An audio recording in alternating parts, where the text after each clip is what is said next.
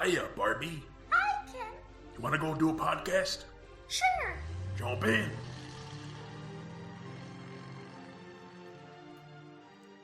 Ladies and gentlemen, hedgehoggers and echidnas, robotniks of all ages, and everyone else, welcome to Binging Barbie. I'm your host, John, and with me I have my co-host. He has the soul of a very old witch of some kind, Jay. Yep, that's me. Ooh. Yes. I guess Ooh. witches don't go, ooh, they cackle. I don't know if I can quite do that. Anyway, There you go. this is a podcast about toy media franchises, 2000s nostalgia, and whatever else we want to talk about. And this week we'll be punching through the wall to talk about the live-action Sonic spin-off show. I mean Knuckles. Yeah, Knuckles. Totally. And teaming up with us today, we have a special guest. He is a scorpion who knows how to swim. An exquisite scorpion with beautiful hair and a way with podcasts. Toa! It's me. I didn't write a response to this one, but I'm here. There were so many good lines that I could have pulled from this show for introductions, but those were my two favorites. That is fair. That is fair. But yeah, this is the Knuckles TV show that I have told so many people about this show, and no one has heard of it. Yeah. This is a spin-off of a major blockbuster franchise starring Idris Elba, premiered on Paramount Plus in April. And anytime I have told someone, oh yeah, the Knuckles TV show, they're like, what? That doesn't exist. They Google it. Wait, it does. Wait, this came out in April? How did I not hear of it? Yeah. Because, I think when it first came up, I was like, oh, yeah, that is rumored, that they're going to do that.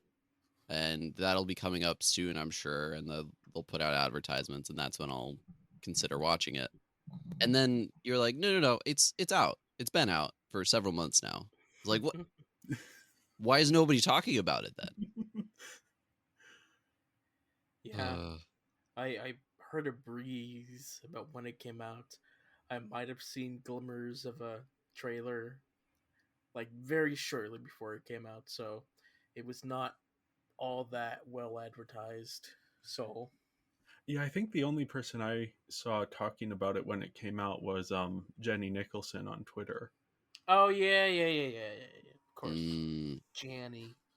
That makes sense. But yeah, I heard nothing about it besides that. It's just this kind of weird pop culture artifact, which I love this kind of stuff, just where it's like, how does this even exist in the first place, and why does no one else realize that this exists? Mm-hmm. But yeah, this is work began on the series during the production of the second Sonic the Hedgehog movie. The official reason that the creators have given is that this was inspired by the dual release of the games Sonic the Hedgehog 3 and Sonic and Knuckles. They were originally going to be one game, but then it was too big for the cartridge to handle, so they split it into two games. So the creators have given the reason that this is why they decided to make a Knuckles TV show.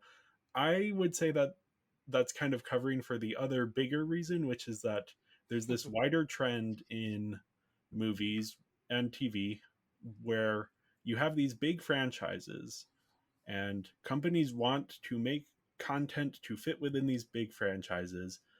And then each company has their own streaming service and they want stuff to put on the streaming services. So 2 birds, 1 stone. Let's take our big franchise, put it on our streaming service with mixed results. We've seen it. Marvel has done it with their many MCU shows of varying quality. DC did it with Peacemaker. Dune, there's the new Dune show that is, as of when this episode comes out, will have already started. The Batman with the Penguin, which just finished up. And yeah, there are so many of these. Yeah. Yep.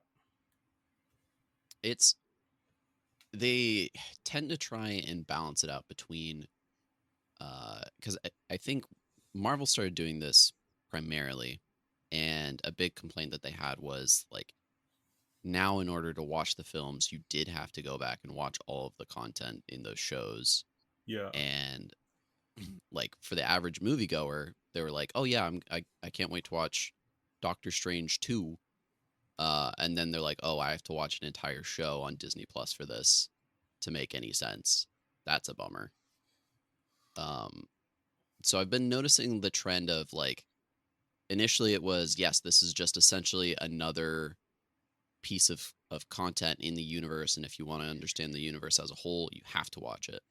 To now, this is like bonus material. This is the DLC. This is the OVA of the franchise where you don't have to see it. It adds something to it, but um overall it all it really does is like adds to your perspective of the universe without being a necessary watch. Yeah. Um It also seems that this trend of making these streaming miniseries has replaced a very old trend where every film would get like an animated series of their own that's like loosely based off of the film, but like its own thing. It doesn't follow any of the rules. So yeah, we don't really have that anymore. That kind of stopped in the hmm. 2010s at some point. So yeah, like everything got a film. Like RoboCop, an R-rated uh cop film with so much stuff in it, got its own little cartoon. Um, Which I think we have talked about that before because there is some crossover with like writers and directors of various projects that we talked about that I've worked on, like that and the Beetlejuice cartoon and all of those things. But yeah, now we get an actual live action Knuckles show miniseries. And mhm. yeah, despite being a spin-off, a lot of the creative team from the movies came back to work on the show in some capacity. But yeah, as I was saying, it was released April 26th, 2024, directed by a whole bunch of people. Jeff Fowler did the pilot episode. He is, of course, the director of the Sonic movies. Then Jed Wright did an episode. He is a digital artist and VFX supervisor who worked on The Chronicles of Riddick, which I love, Batman Begins, The Tree of Life, Godzilla, which John loves, and the Sonic movies. Mhm. We also have Brandon Trost, who is the cinematographer on the Sonic movies and also this TV show. Um, Jorma Tacone, who is one of the three members of the Lonely Island, the uh, SNL digital spin-off group. Um, mm, and then yeah, we have Carol Banker, who is a TV director who worked on Glee, The Tick, Gotham, Doom Patrol, a whole bunch of different shows. And yeah, we have Wow. episodes written by, I guess Toby Asher didn't write any of the episodes, but he's the showrunner and creator. He's a mm, producer on the Sonic movies and a former assistant to Ori Marmer, who is a big executive producer. One of his big credits is The Boys. Then we have the series creator is John Whittington, who also wrote a couple episodes, I believe, and he is a writer on Sonic 2 and 3, the movies. We also have James Majetsi, who is was a script coordinator on the Robert Downey Jr. Doolittle movie, which we talked about last week because I think John Whittington also worked on that one. So seeing some people jump over from other projects. Then mhm. Brian Schachter, who was a writing assistant on 22 Jump Street and a writer on the Netflix Green Eggs and Ham animated show, Mhm. which I have only seen the poster of and never anything else. Um, and then, Yeah. yeah, we have cinematography by Brandon Trost, again, who directed an episode, and music by Tom Howe, who is the composer for Ted Lasso and a bunch of other different TV shows. Yeah. Well, why do we get into the overall plot of the show? Granted, it is 6 episodes, so sometimes the plot doesn't always line up as a film. But anyway, the plot's this: Knuckles is having a difficult time adapting to life on Earth. His entire life has been defined by conflict and violence, so he finds it difficult to relax. And he is visited by the ghost of his tribe's elder, who tells him that he must help Deputy Wade Whipple on a quest, or just to get an apprentice or something. And so Wade is preparing for a bowling tournament, but is having trouble with his confidence. His friend and bowling partner Jack Sinclair drops him after failing to get a strike while training. Knuckles agrees to train Wade as they go on a road trip to Reno, Nevada. And then corrupt gun agents Willoughby and Mason see that Knuckles has left Green Hills and plan to capture Knuckles to sell to the buyer. And the buyer once worked for Robotnik, but now makes his own weapons using Knuckles' quills. The agents attack and capture Knuckles and hold him in a deserted ski resort, and Wade tries to rescue him and succeeds, though mostly by accident. And Wade is labeled a fugitive. Not much happens for that, but anyway, Yeah. the two go to Wade's family home where they have a 10 Shabbat dinner with his mother and sister, and they are attacked by bounty hunters looking for Wade, but manage to fight them off. Together, the Whipples and Knuckles go to the tournament in Nevada. There, Wade reconnects with his long-lost father, legendary bowler Pistol Pete, who abandoned the family when Wade was young. The two quote-unquote reconcile, and Pete invites Wade up to his penthouse. When there, Pete reveals that he betrayed Wade into the rogue gun agents who have taken his mother and sister captive. They send Wave to bring them Knuckles, and aware that Knuckles has been listening to them the whole time somehow. The agents try to capture Knuckles using two portals, but when they open opposite each other, they create a vortex that sucks the agents in.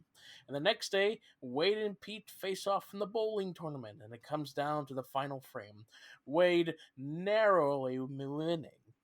Just as he is about to celebrate, the buyer, or the Hound, crashes through the wall in a mech suit powered by Knuckles' quills, and Knuckles and Wade team up and stop him. They share a high five, celebrating both their victories, and ride off into the sunset on a motorcycle. All right. Yeah. That I'm is a curious to plot. get both of your thoughts because I think my experience watching this was very different than your experience watching this. That's fair. I think the resounding question that kept echoing through my mind as I watched this film, this show, I guess, is who was this made for? Because I'm not entirely sure. The movies, like the first one especially, is like family friendly film.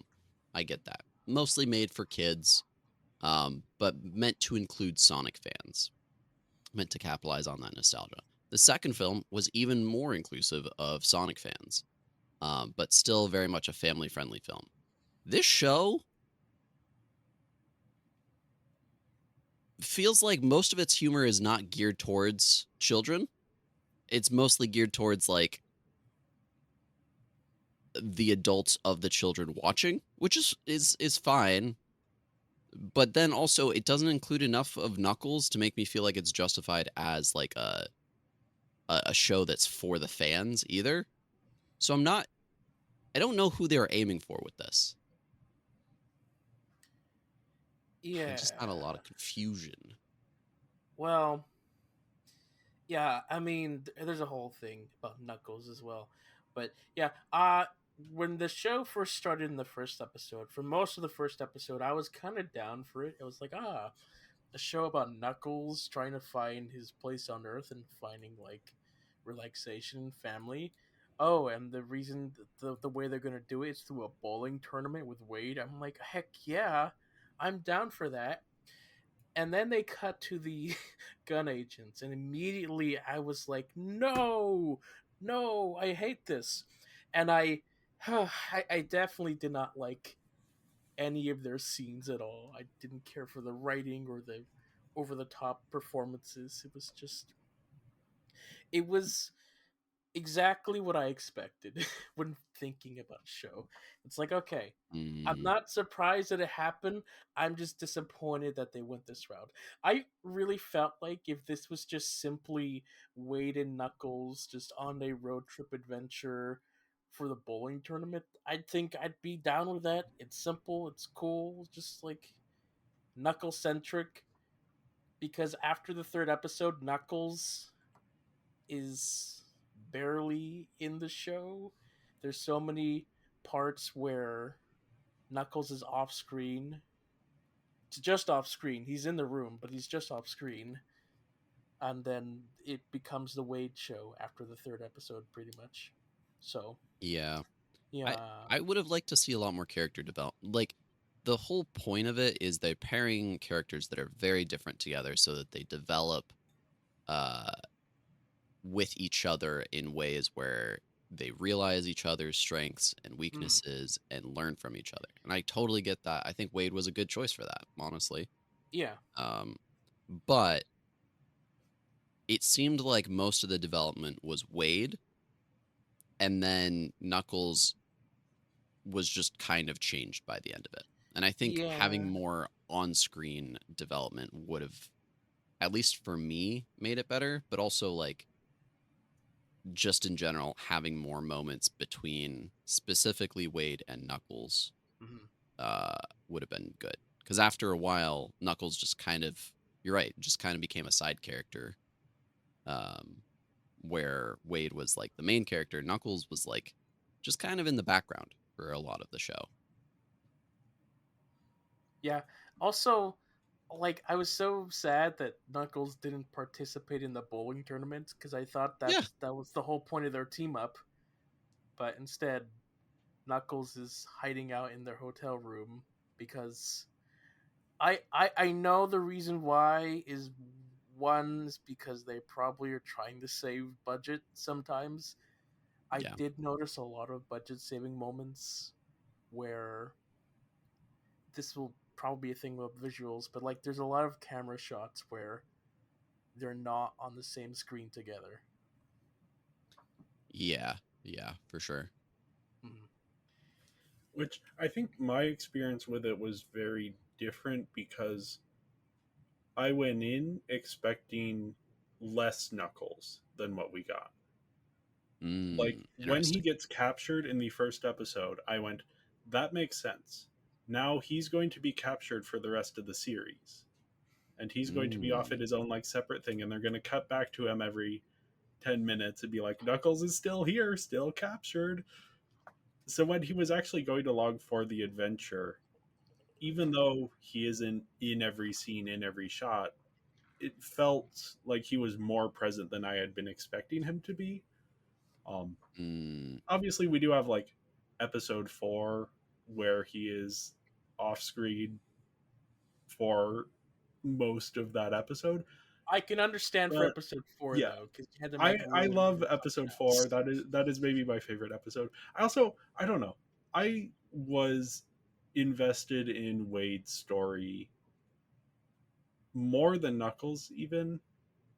I don't find this version of Knuckles a super compelling character outside of his role as like the noble warrior who kind of understands things.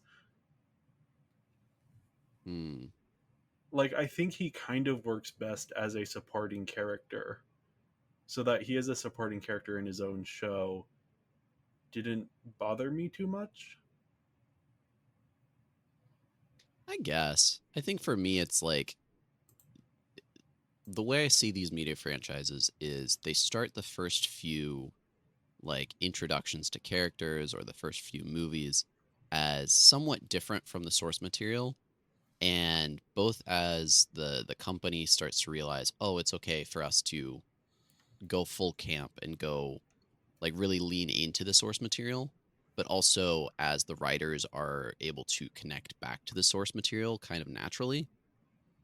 It made sense for me for the character of Knuckles to start acting more like the character that I am very briefly familiar with in other media.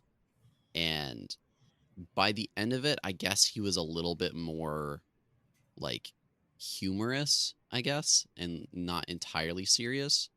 But I think it would have been nice if this had brought him a little bit closer to that. Obviously, from what I said before, I think they didn't want to do that fully because they want most of the like character growth and development to be happening during the actual movies and not the side content.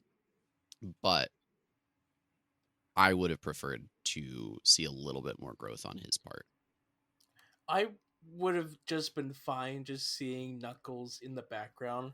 Because part of my favorite thing about watching Knuckles in the show is there's a lot of scenes where he's just sitting there listening, and I think that Knuckles just looks so adorable when he's just sitting there listening. He has the same expression when somebody's explaining something serious or something like ridiculous. He's just like, he's fully intently listening, and like the way he just moves his eyes and just moves his head slightly. I just thought it was just really fun and cute to see that I was really missing in the last 3 episodes. So Mm, yeah. Yeah, and I guess another thing for me is that especially the last 2 episodes, pull a switch where they are less about Knuckles, but they introduce Pistol Pete, who I am obsessed with that character. He is just so awesome. So I wasn't paying as much attention maybe to um, the lack of Knuckles because I was enjoying that specific storyline and those character interactions. But yeah, I don't know. It worked for me. I honestly, like, the first episode, I was not super looking forward to what this would be. And then mm. it was more in the second and especially the third episode that I started to be like, oh no, this is actually doing something interesting, and it has an energy and a style of its own. Yeah, I think that's fair. I actually watching the show, I was kind of dreading that it would just be like borderline unwatchable. Like, Yeah, admittedly, yeah. going into it, I was like, is this going to be good? Is this just a bunch of like Paramount executives that were like, make the show and it doesn't have to be good? We're not even going to advertise for it. But like, I did enjoy watching it. I remember like, I basically after we recorded the last episode, uh, I was like, okay, well, I'm going to go get some food. And then I was like, oh, I'll just watch an episode while I'm having some food. And each episode was enjoyable. Each episode made me like, I was never dreading watching the next episode. Although, you know, through the streaming platform, you can see the title of the next episode. And admittedly, I was both terrified and intrigued by them including Shabbat dinner as the title of the episode. Um, but they I think they did well. Um, Yeah. but yeah, it was enjoyable. I am nitpicking a lot um, because I'm confused by a lot of their decisions, but I did enjoy it. I'll say that much. Yeah, it was enjoyable. I have seen so much better shows. I have seen so much worse shows. Is it is exactly what I would thought, slightly better, but still disappointing. So it is middle of the road for me, I guess. That's understandable. Yeah. Yeah, I just had so much fun with it, especially starting with episode 3 through episode 6. It just, like, we get the Shabbat dinner. That whole episode is just so much fun, having these character interactions and the action scene with the which we'll get into with the visuals. And then yeah, the next episode was everything I could have hoped for, with this like low budget rock opera that is happening. And then, well, first off, Jack Sinclair comes back, and so Mm. much fun. I was so excited that he was showing up again, especially because I didn't expect to see him until the bowling tournament. Oh no, me So neither. so to see him like show up and have this like little mini arc with this bounty hunter thing, which I don't know, all of the machinations of that don't really make much sense, but it happens. And when it starts happening, I'm like, oh, this is awesome. But then he has like the cage behind the stretch Hummer. Like the stretch Hummer, they Huh. bring that back, and then he's singing karaoke, and then it's the rock opera, and that's so much fun. And then they do like the big duel. Ah, that was such a I good episode.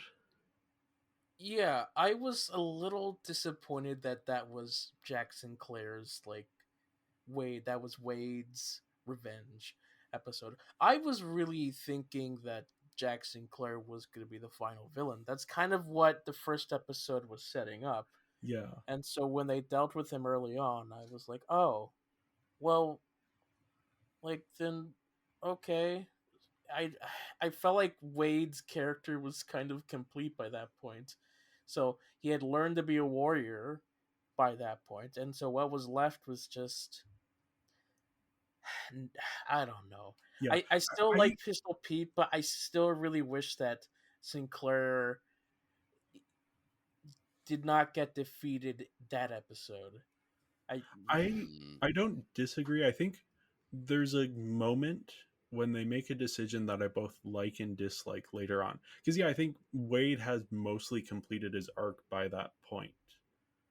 yeah, I think the interesting thing they could have done is the scene where Wade brings Knuckles up to the penthouse. If Knuckles wasn't in on that, then you have Wade actually betraying Knuckles and doing to Knuckles what his dad did to him. Obviously, different context, but having him having to like deal with that might have made for a more interesting thing.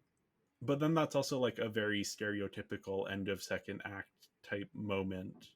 Um, yeah, so I'm on the fence about if that would have been better overall. But yeah, I don't yeah, disagree that he like doesn't have much character development in those last couple episodes. But the whole Pistol Pete thing worked very well for me enough that I wasn't thinking about that. it's interesting because I think this show kind of one of its follies is that it has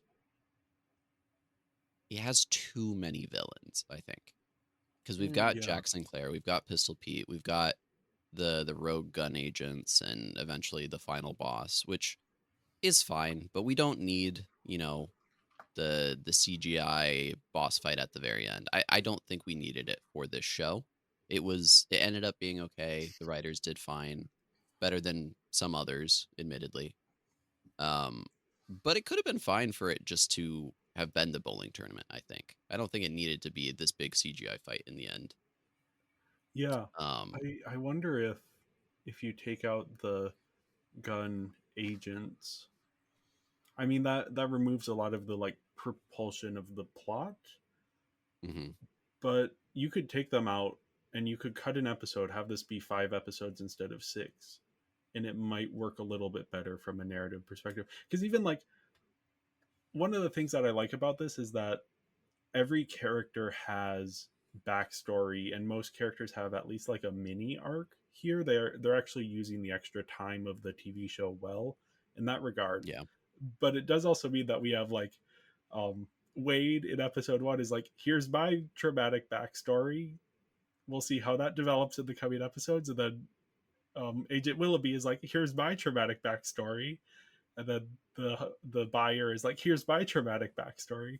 It's like too many. They have to like, they're giving all of these characters these interesting backstories, but then have to force it into just like, we need to get this down right now because this character needs to develop next episode or gets out of the show next episode. So yeah. gotta I will exposit admit, it.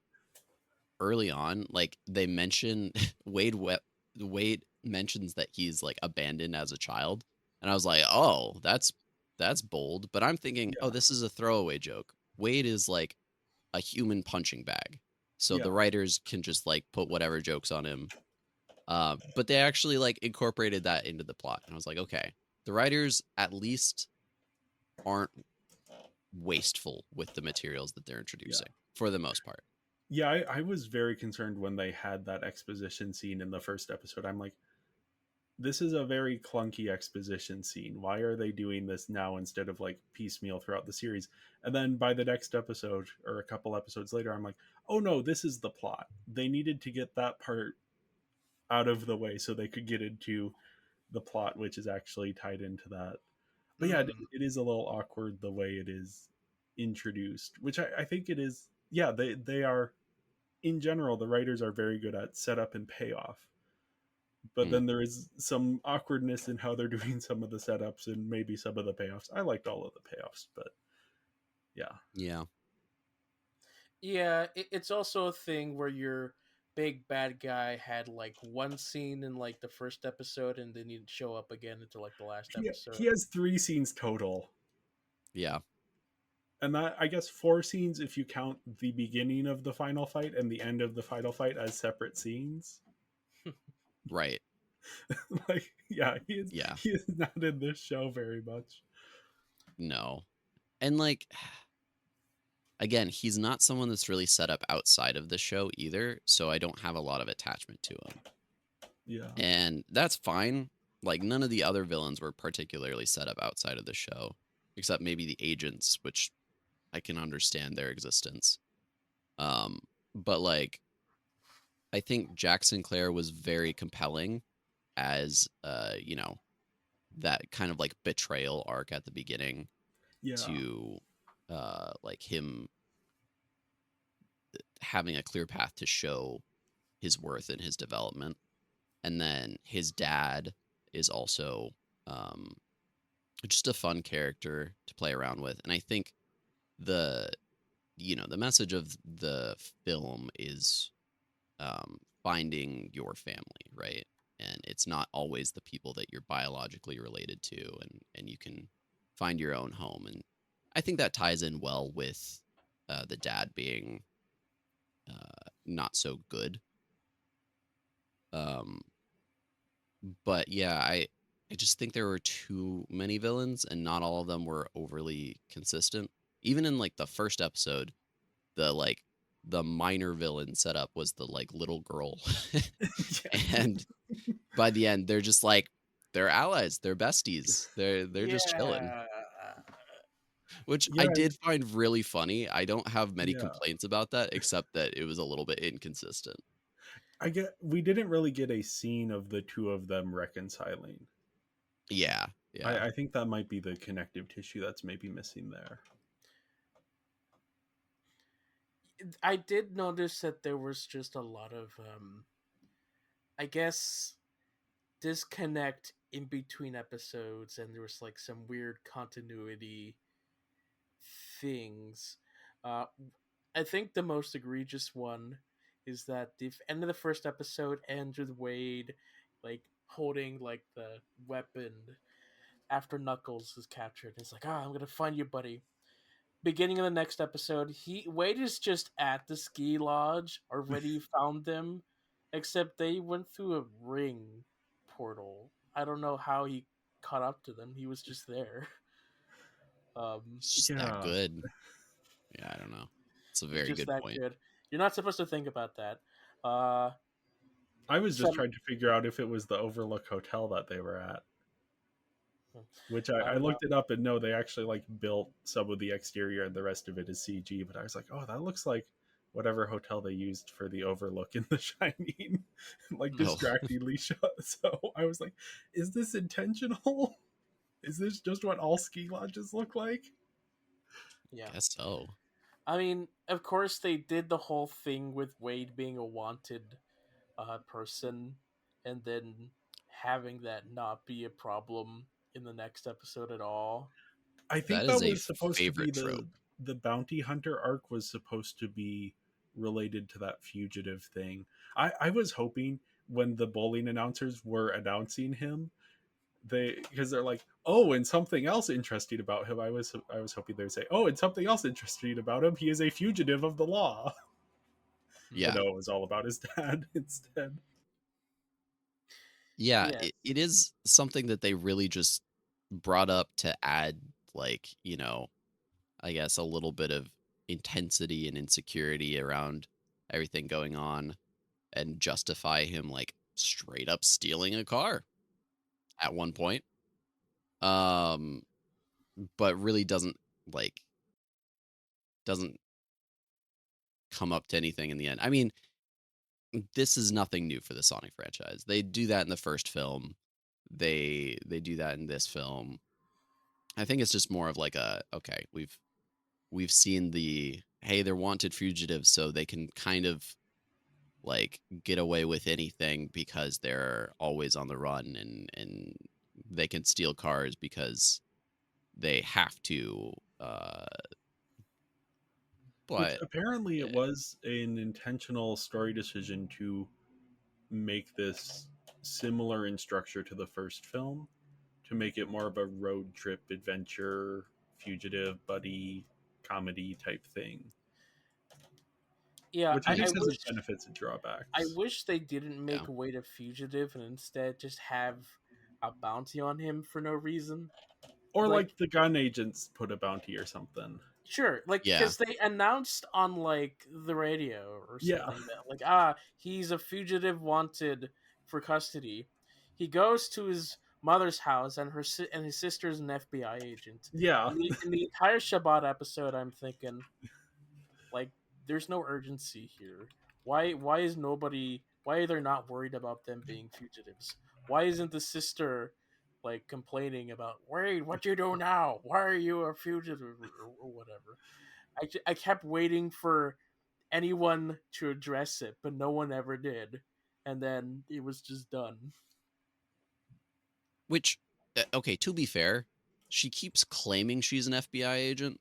I I don't don't know if she is. I believe the takeaway that is presented at the The, end is that she's definitely not, and the she's joke just is like, that she's been assigned to protect the Secretary of Transportation. oh, So she's not like a super high ranking officer. see, I feel like she was just lying about it the whole time. I mean, The could only be the evidence that I case. really have against that is like at the end when she's like, "Oh, mom, you'd make a great FBI agent. I could get you hired." To me, it felt like she's just like she wants people to feel like she's important, so she wears an FBI shirt and pretends. Uh, but Yeah, I it think did not officially really it matter. is.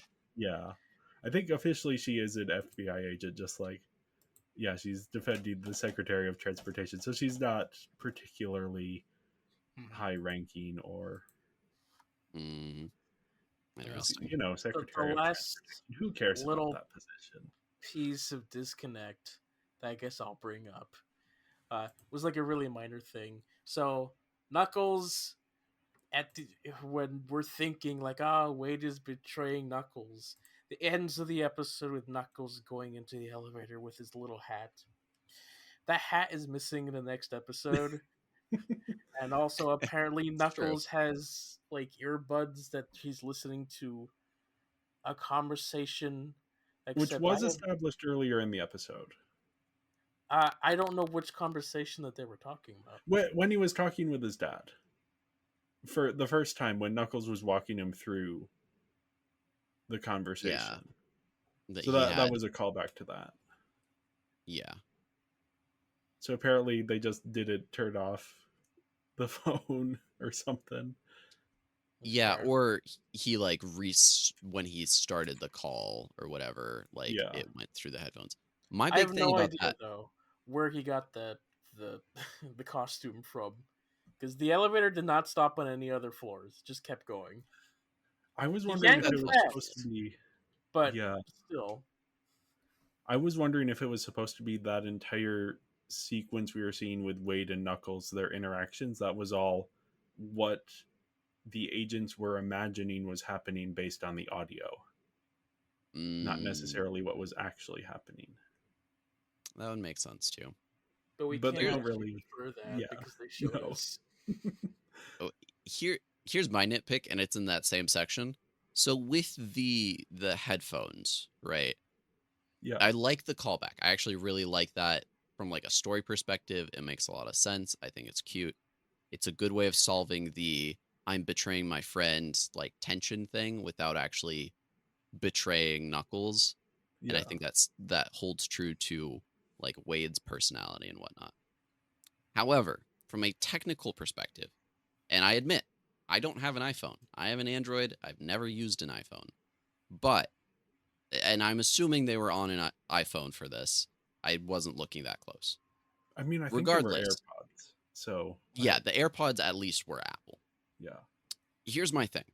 I don't know, like you can do this on a computer pretty easily, but like on a phone, I don't know how easy it is to set it up to where the audio is going through both the headphones and your phone at the same time, and the speaker, like the microphone is only through your phone but not through the AirPods.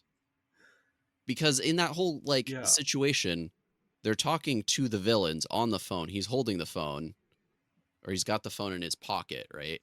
yeah, But also Knuckles has headphones listening. And I'm sure there's probably a way, but would that already be present and available and set up on Wade's phone for that scene? I know I'm nitpicking too much, but it was something that I was like, yeah. No, it's hmm. yeah, and it is interesting because sometimes they pay attention to those kind of details, and then sometimes they Hmm. just kind of hand wave it. Because when they cut back to Willoughby, you actually see the phone in her vest that is turned on as she's listening to Wade. And I thought, oh, that's Yeah, a really nice detail. But then, yeah, I yeah. hadn't even considered like the mechanics of who's listening to what and what microphones are turned on and all of It, that. it feels like a pitch that they were like, oh, okay, this makes sense. This is a really good callback. Um, but it's from people that have like maybe aren't the most tech savvy and haven't tried this. They're just like, yes, phone is magic. It will work for this. Um, so that was just a little nitpick that I was like, that's I don't know how I don't know how that would work. It had me thinking about that the whole time during that fight Yeah, scene. yeah. Uh, Uh, yeah, I didn't even think of that. So, well, yeah. Anything else about the story before we move on to characters? Not that I ever can remember. in the notes, you said that you like the pacing here. Um, Yeah, I I was imagining mhm, this was going to be a 3-hour movie split into episodes. So I appreciated that the episodes were actually, for the most part, distinct units with their own Mm, little mini arcs. yeah, it was very episodic. I think the pacing was a little bit odd for me, just in within each episode, but I do agree that them choosing more of an episodic format is a lot better. Like we've seen shows on especially Disney Plus where it's like it really is just a 6-hour movie that they've just stretched out scenes and could Yeah, have been yeah. a solid movie if they just condensed it, but is now mm. just kind of a mediocre series. And I do feel like this did enough to justify it being a series, but also ended at the right time. Like I don't think I would have wanted another episode of this. I think it Yeah, was like a good length.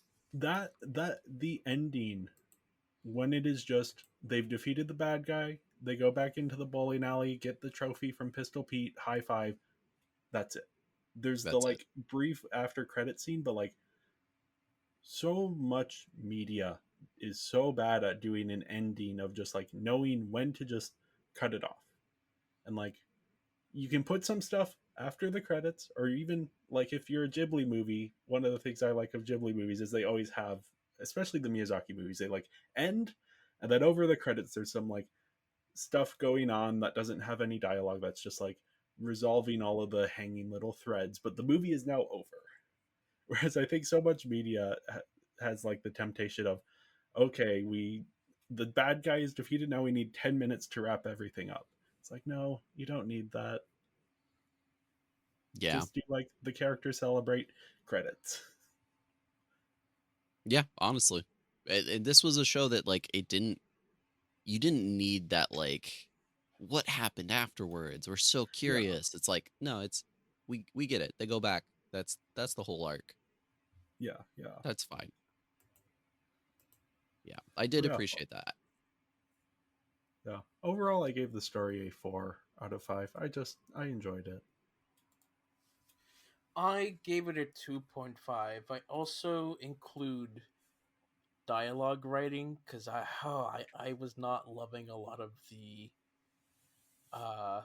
comedy, and part of that, most of it was like the government agents. I didn't care for any of them. The very self aware humor parody writing is not great, and probably the way they directed the delivery probably wasn't great. So that was there. That's why it's 2.5 for me. Mm. Yeah, I gave it a 2. It's it's not necessarily a bad story per se, but it's almost like not campy enough for me to like laugh at every moment because it seems like they tried to make it like I can't laugh at it because it's a failure, but I can't laugh at it because all of their jokes are funny every time. There were definitely moments that got me, but Yeah. I do think there was a lot of writing that I was like, this could be better. They leaned into the awkward humor a lot, which is fine, Yeah. but I think there's other humor that they could have gone for. And in general, it was just kind of all over the place with what they wanted to do. I think they had too many like villains and stuff. I don't think it was like a bad plot. It's definitely not a 1 for me, but it's a plot that I'm like, I'm okay if I don't rewatch this show anytime soon. So Yeah. Yeah, I might yeah, rewatch it eventually, especially episode 4. That was they don't episode 4 was have very the good. full rock opera on YouTube, so it's like if I want to Mm, rewatch that, I have to actually like find the episode. But yeah, Episode 4 has that wonderful rock opera, but like yes, thinking about it, I was like, you know, unfortunately, you could take out the rock opera and it wouldn't affect the story, which is kind of a shame because that was the highlight of that episode. yeah, I'm also just like I don't care if it contributed anything to the story because it was fun. But Hmm. yeah, characters, we have Knuckles, the supposed lead of the show. Again, I expected him to disappear in like after the first episode, so that he was at all involved in the quest was more than I expected. Yeah, well, I mean, I did notice him disappear. Probably not to the extent that you thought. If he had disappeared the way that you thought, like, boy, I don't know why they call this show Knuckles if that was the case. I mean, to get more people to watch. That'd be worse than Book of Boba Fett, where you have 2 whole episodes where Boba Fett's not in it. yikes. You mean Mandalorian season whatever? Yeah, Season 2.5. yeah, Yeah. Yeah, I think so. My biggest disappointment with Knuckles is they seemed like they were really setting up a plot or like a character arc of especially something with music because the first few Yeah, times you hear him listen to music, he's like, I hate this, and physically stops it from happening by punching the like radio or kicking the radio. And I thought that was really funny. I think they should have put a little bit more emphasis on that and make a really good moment, especially towards the end, because they do have the like post credit scene of they're riding back, and they're like, yeah, we're gonna put on some music, and he's like, okay, I like music. It's like, okay, but I think if they had put like a solid moment of him like experiencing music as he's doing something, as he's being a warrior, or as he's like getting pumped up for something, that would have been the part that really sold me on him being an actual character and not just like a he's there yeah. kind of thing. You know what I'm realizing about this? Because one of the things I find interesting about his arc here is that they had to make an arc for a hero who has completed his mission in life. Hmm. And that is very difficult to do to like what is the story you tell after the quest has been completed? And I like what they're doing here of like he is a warrior who has to now find a way to live in times of peace and like find purpose in that. And I was just thinking, realizing that this was reminding me of one of my favorite books, which is called Wayward Son. And it is the sequel to Mm, Carry On by Rainbow Rowell, which is a Harry Potter parody type thing. But Carry On is like the last Harry Potter story. mm, So it is all of it is like what if the only Harry Potter book was the last book? It's actually written as like a novel within a novel of this like series that a character from a different book is obsessed with. Um, it's really good. But then yeah, it is followed by this other movie that is like, okay, the heroes have now completed this quest. What do they do? And so they go on a road trip. mm. It's like, That's oh fun. yeah, maybe that's part of Well, why I like Knuckles, because I do like this kind of where do we go from here type story when a creator is able to find a an avenue to do that with. yeah, yeah, that's fair. I think his character could have been a little bit more deep in this show, but I Yeah, do understand the like writing constraints of he needs to be able to be more or less the same character that we saw at the end of the last film Yeah. because they're banking on the fact that most people will have not seen the show. I mean, based off the marketing alone, I just looked it up. The Paramount Plus has about like 71 million subscribers, which is more than I expected. oh yeah, that's quite a Um, bit. but Netflix has like 283 million subscribers. Yeah, Um, and Paramount Plus, I believe, is limited to largely just the United States and Canada, maybe which I European do believe countries. the show But is available, it is at least available on digital for purchase, which oh, is interesting. interesting. But yeah, a lot of the people who subscribe to Paramount Plus do so for like the Star Trek or the like reality TV stuff. So you're not even like getting those same numbers of like even if everyone who has Paramount Plus watched the Knuckles show. I mean, maybe if everyone who has Paramount Plus watched the Knuckles show, that it would be a sizable enough audience. But yeah, no, this is like they need to be careful to not segment the audience and have change too much so that the next movie doesn't make sense without watching the TV show. Um, Yeah, it's what they did with all the characters that we saw in the last film that were in this show, namely Wade and Knuckles, is that they kind of just saw the upwards momentum of them from the last film and just kind of made a natural progression of, okay, this is kind of where that they would end up if yeah, there was nothing in there, and then they built the show there so that by the start of the next film, I assume we'll see, Wade is a little bit more confident and Knuckles is a little bit more fun, more grounded to his new home. and Wade Um, is enough of like a side character that they can have a lot of development with him and have that be like for the people who have seen the Knuckles show, and then the people who haven't seen it will just be kind of like, oh, I don't remember Wade doing that, but also I don't really remember Wade because he has like four scenes over the course of the other two movies. So yep. yeah, they are doing it, I think, intelligently from a franchise perspective. But yeah, I can see how if you are going into the show as like, oh, this is the Knuckles show, we're gonna get development and insight on his character that wasn't in the movies. Yeah, that's not really what this is about. Yeah. I Yeah. also I think thinking about also about the whole Jackson Claire, how they resolve that. Knuckles like goal and his quest was pretty much done by that episode. The quest set to him by his like echidna is like, okay, he is trained this warrior to do this. His mission has succeeded. He has nothing left in the next couple episodes. Like he's completed his mission.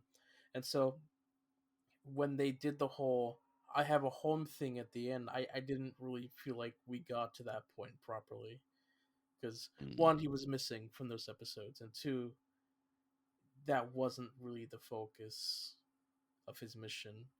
It kind of was like in the first episode or a little bit, but like that they got away from that. Yeah, I think Toa, Yeah, what you were saying about the music, if they had been able to make that a bigger part of the show and a bigger part of Knuckles' arc, maybe those moments would have landed a little bit better at the end. Mm. And yeah, I think I so mean, too. part of me wants to give credit to the writing team, even when there's like stuff that isn't working.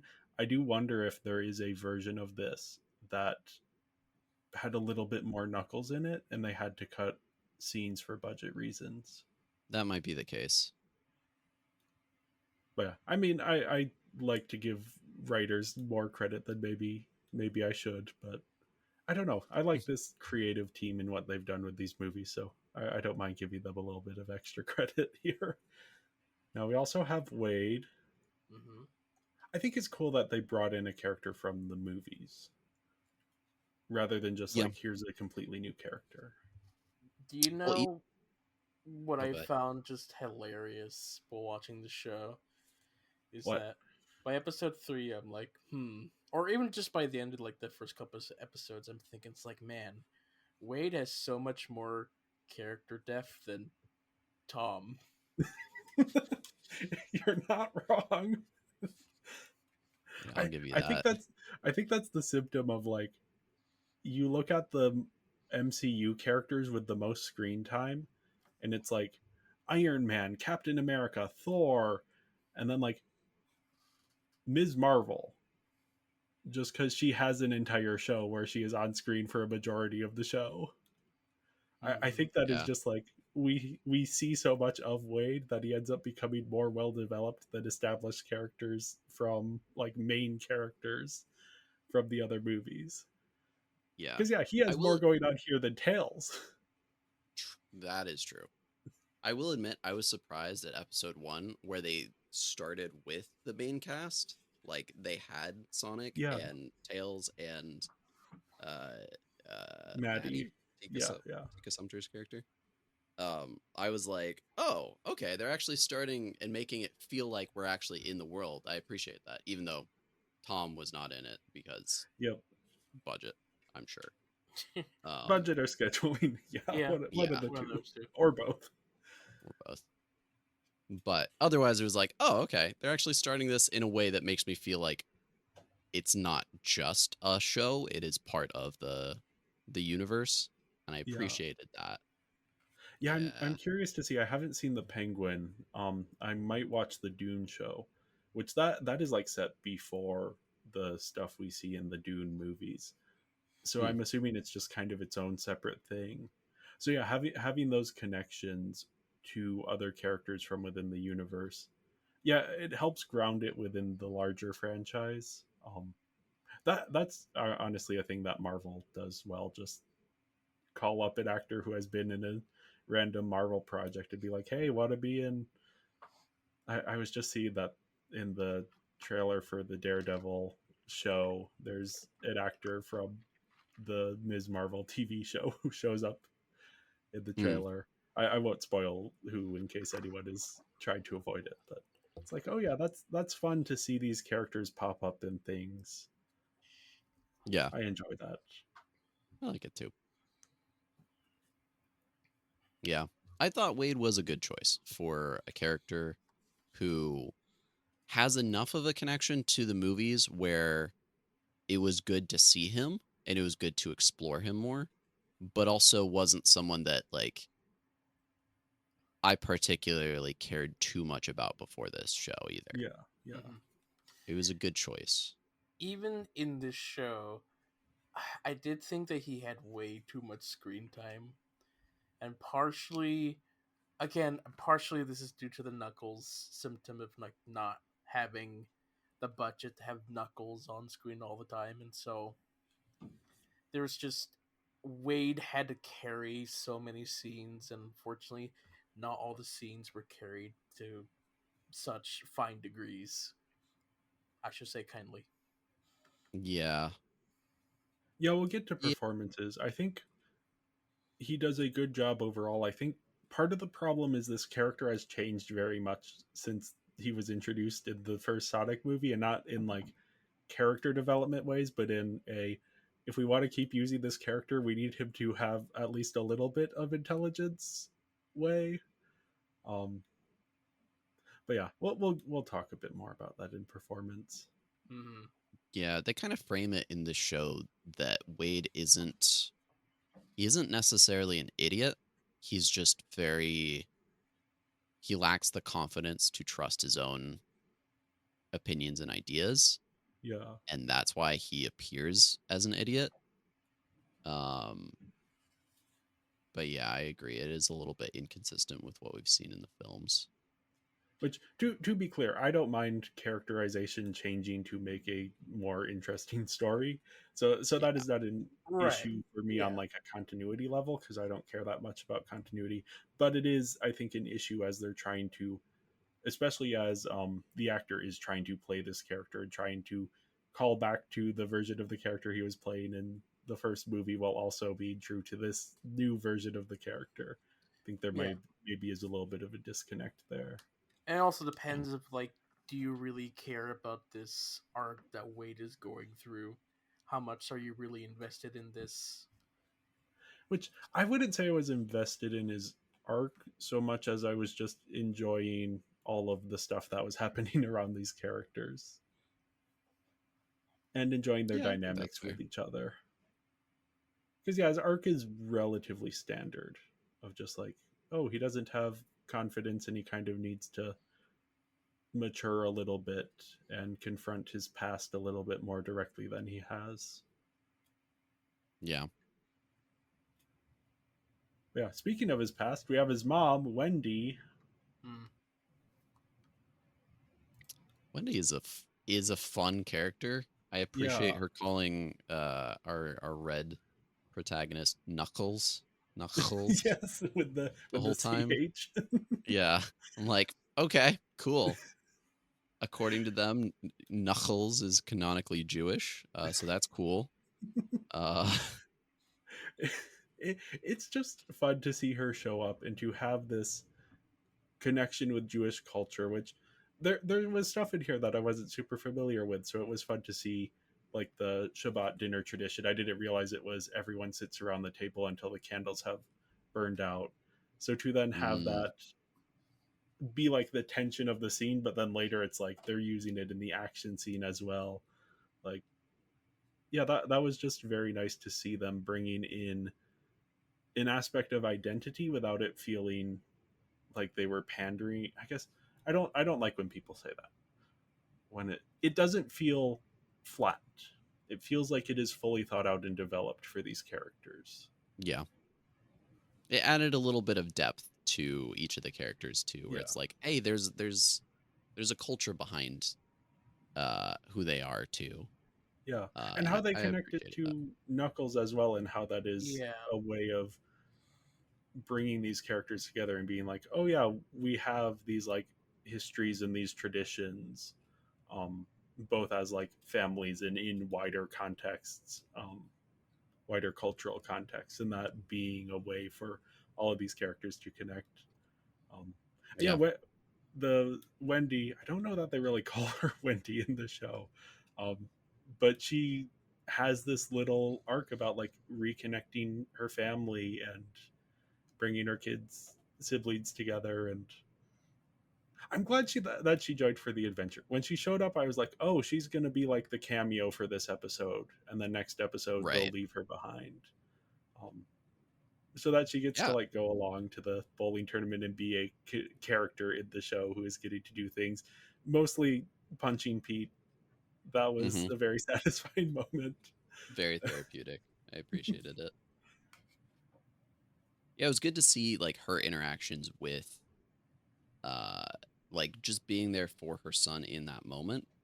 But also I don't think oftentimes in like the estranged parent like cliche, you don't always see the like both of the parents interacting after the Yeah, fact yeah, or that kind of thing where like you know, you can tell that the whole time that Wade is interacting with her dad or with his dad, it's kind of hurting her, but she's trying to be like polite about it, trying to be nice about it, but also trying to protect him and be like, hey, you know, he abandoned us. He's a bad person. Yeah. We have no proof of him changing. So I want to make sure that I'm protecting my son, but also if he has changed, then you know it would be good for him to be in my son's life. But at the end, just being like, nope, I was right, and I will now punch him in the face because I can. Yeah. Was It's the very arc that nice. happens like 5 times in the Shameless TV show, which Yeah. I haven't finished, but that is like they keep going back to that arc, and it's like, okay, yeah, this arc has some juice to it of like, yeah, how does she approach this situation as like she wants to be supportive, but at the same time she's like, I don't trust Pete. Yep. And yeah, I thought they handled that very well. I also just I was trying to figure out what the show was trying to play with what she thinks of the relationship between Wade and Knuckles.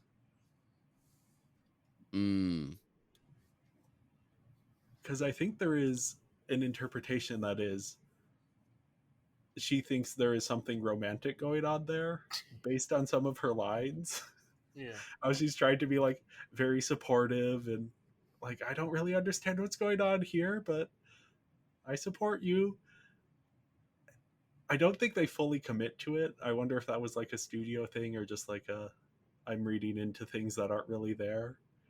I was just like, oh, I this is weird dynamic going on here that I don't hate it. I kind of wish they had leaned into it a little bit more for comedy, but Yeah, I agree to some degree, but also I'm like, that's an echidna, and that's the other one's a human being. Yeah. I'm glad they didn't. That I'm glad they didn't go further on too that. too too close to Sonic '06 for that. Yeah, exactly. Oh yeah, then we also have Wanda, who are either of you familiar with Edie Patterson, the actress who plays this character? I feel like I've seen her in other things, but I'm drawing a blank as to where. Yeah. Yeah. She's in Knives Out. Okay, Yeah, I've seen her yeah. in that. Which I didn't realize. I recognized her from The Righteous Gemstones, the Mm, satire of mega churches, which is a lot of fun. But in that one, she plays the annoying younger sister, and she is just hmm. so good at this specific role. And she is playing very similar characters in these two shows.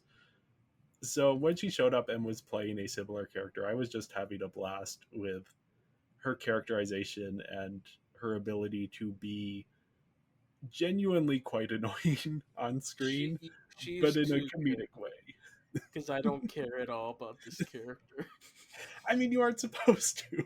When I when know. Wade is like, when they're threatening her, like, we're gonna kill your beloved sister, and Wade's like, okay, I can live with that. You're like, Yeah, yeah, that makes sense. She is kind of annoying. Yeah. yeah. She was annoying. She and Wade having basically all the dialogue that they had together was probably the part where I was like, this is either improvised or the worst dialogue writing I've seen. We're going on for way Um, too long. yeah, exactly. Okay, A- I And was enjoying the sibling dynamics. Hmm.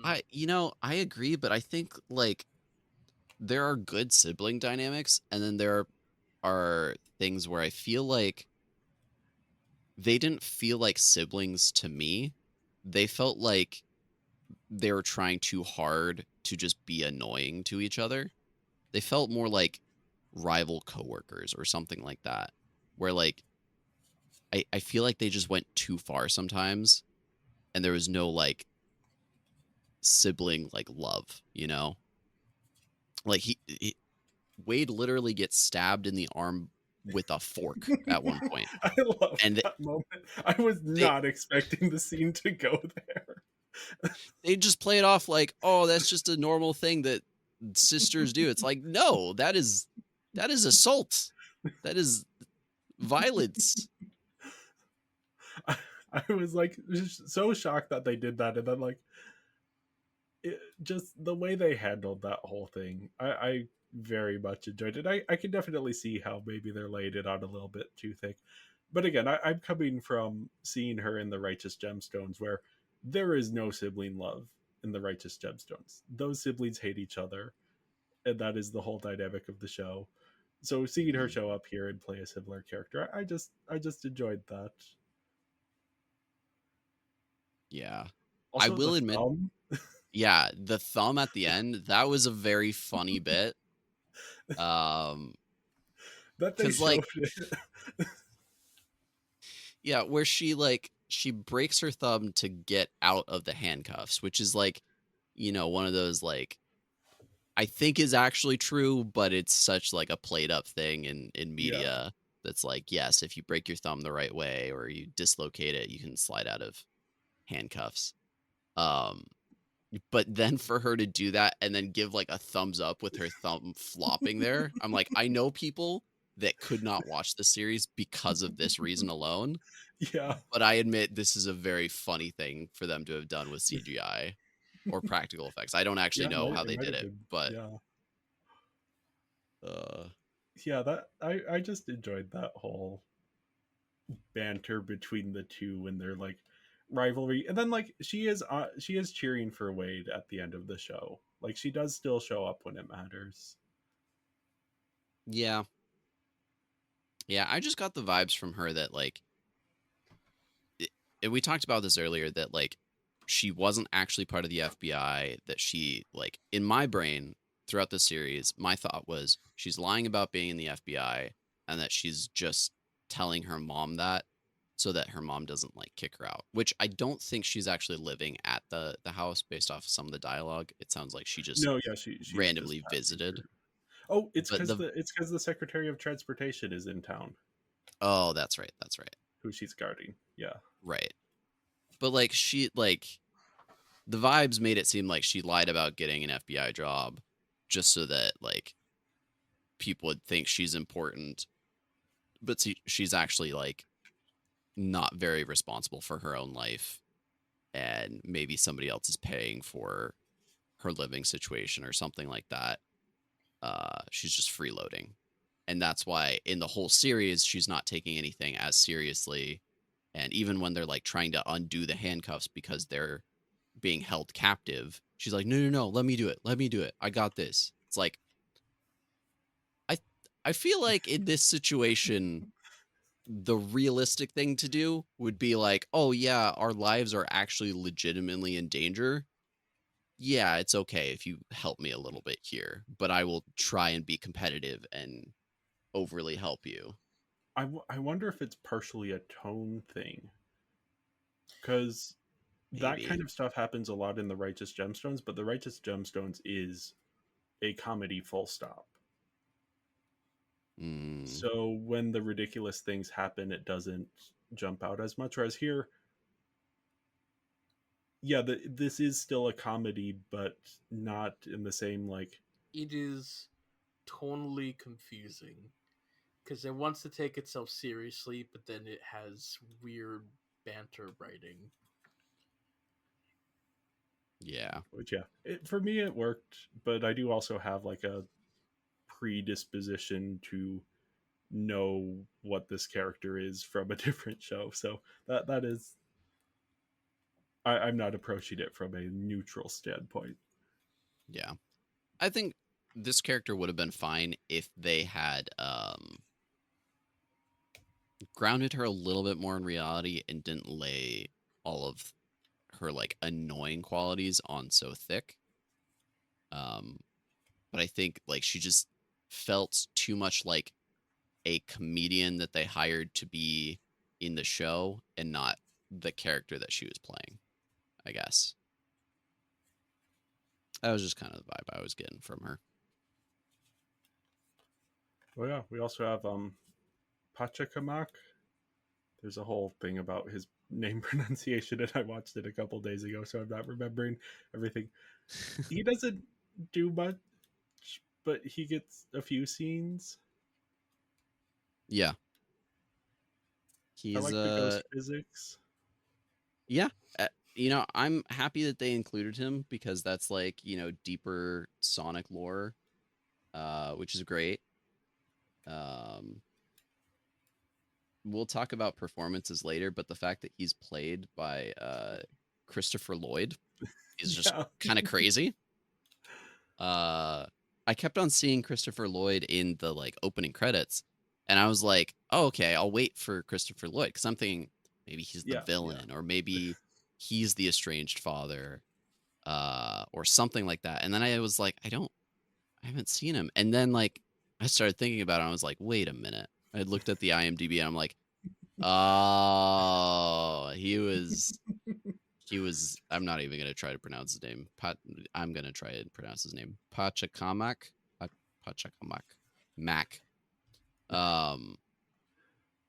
Yeah, but I thought that was funny. I was like, that's crazy casting, but I actually really liked it. So good on Yeah. them for It's that. weird that like he has so little screen time though. It's like, man, you get Christopher Lloyd, but like that's a really small role. It's so Yeah. random for just a random Knuckles TV show on Paramount Plus. Why are you getting these names? It's like, oh, we thought Idris Elba was like, crazy, but like, what? Christopher Lloyd, and then the Hound from Game of Thrones. Like, what? I don't know. Yeah, they got a lot of good names in this. Carrie Ells. Yeah. Yes.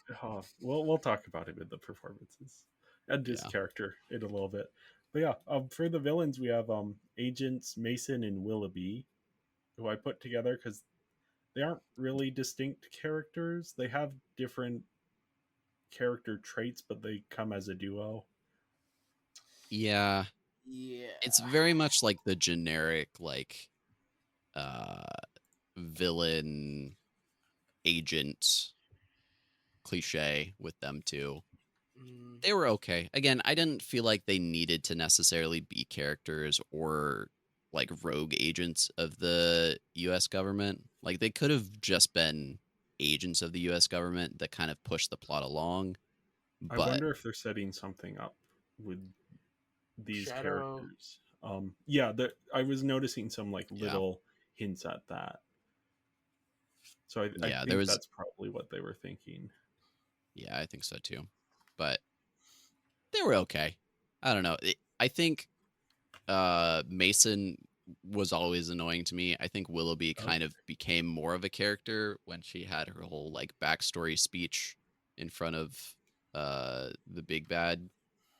Um but ultimately they were kind of inconsequential, and I'm not entirely sure what happened to them in the end.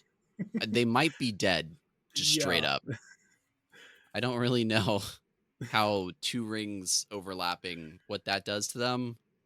yeah. Makes you think, though, I guess. I mean, I wouldn't be surprised if they show up in something else.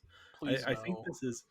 this is like they are out there for potential future projects to use if they want, but also if they don't get used, then I guess they were killed horrifically in this portal accident thing.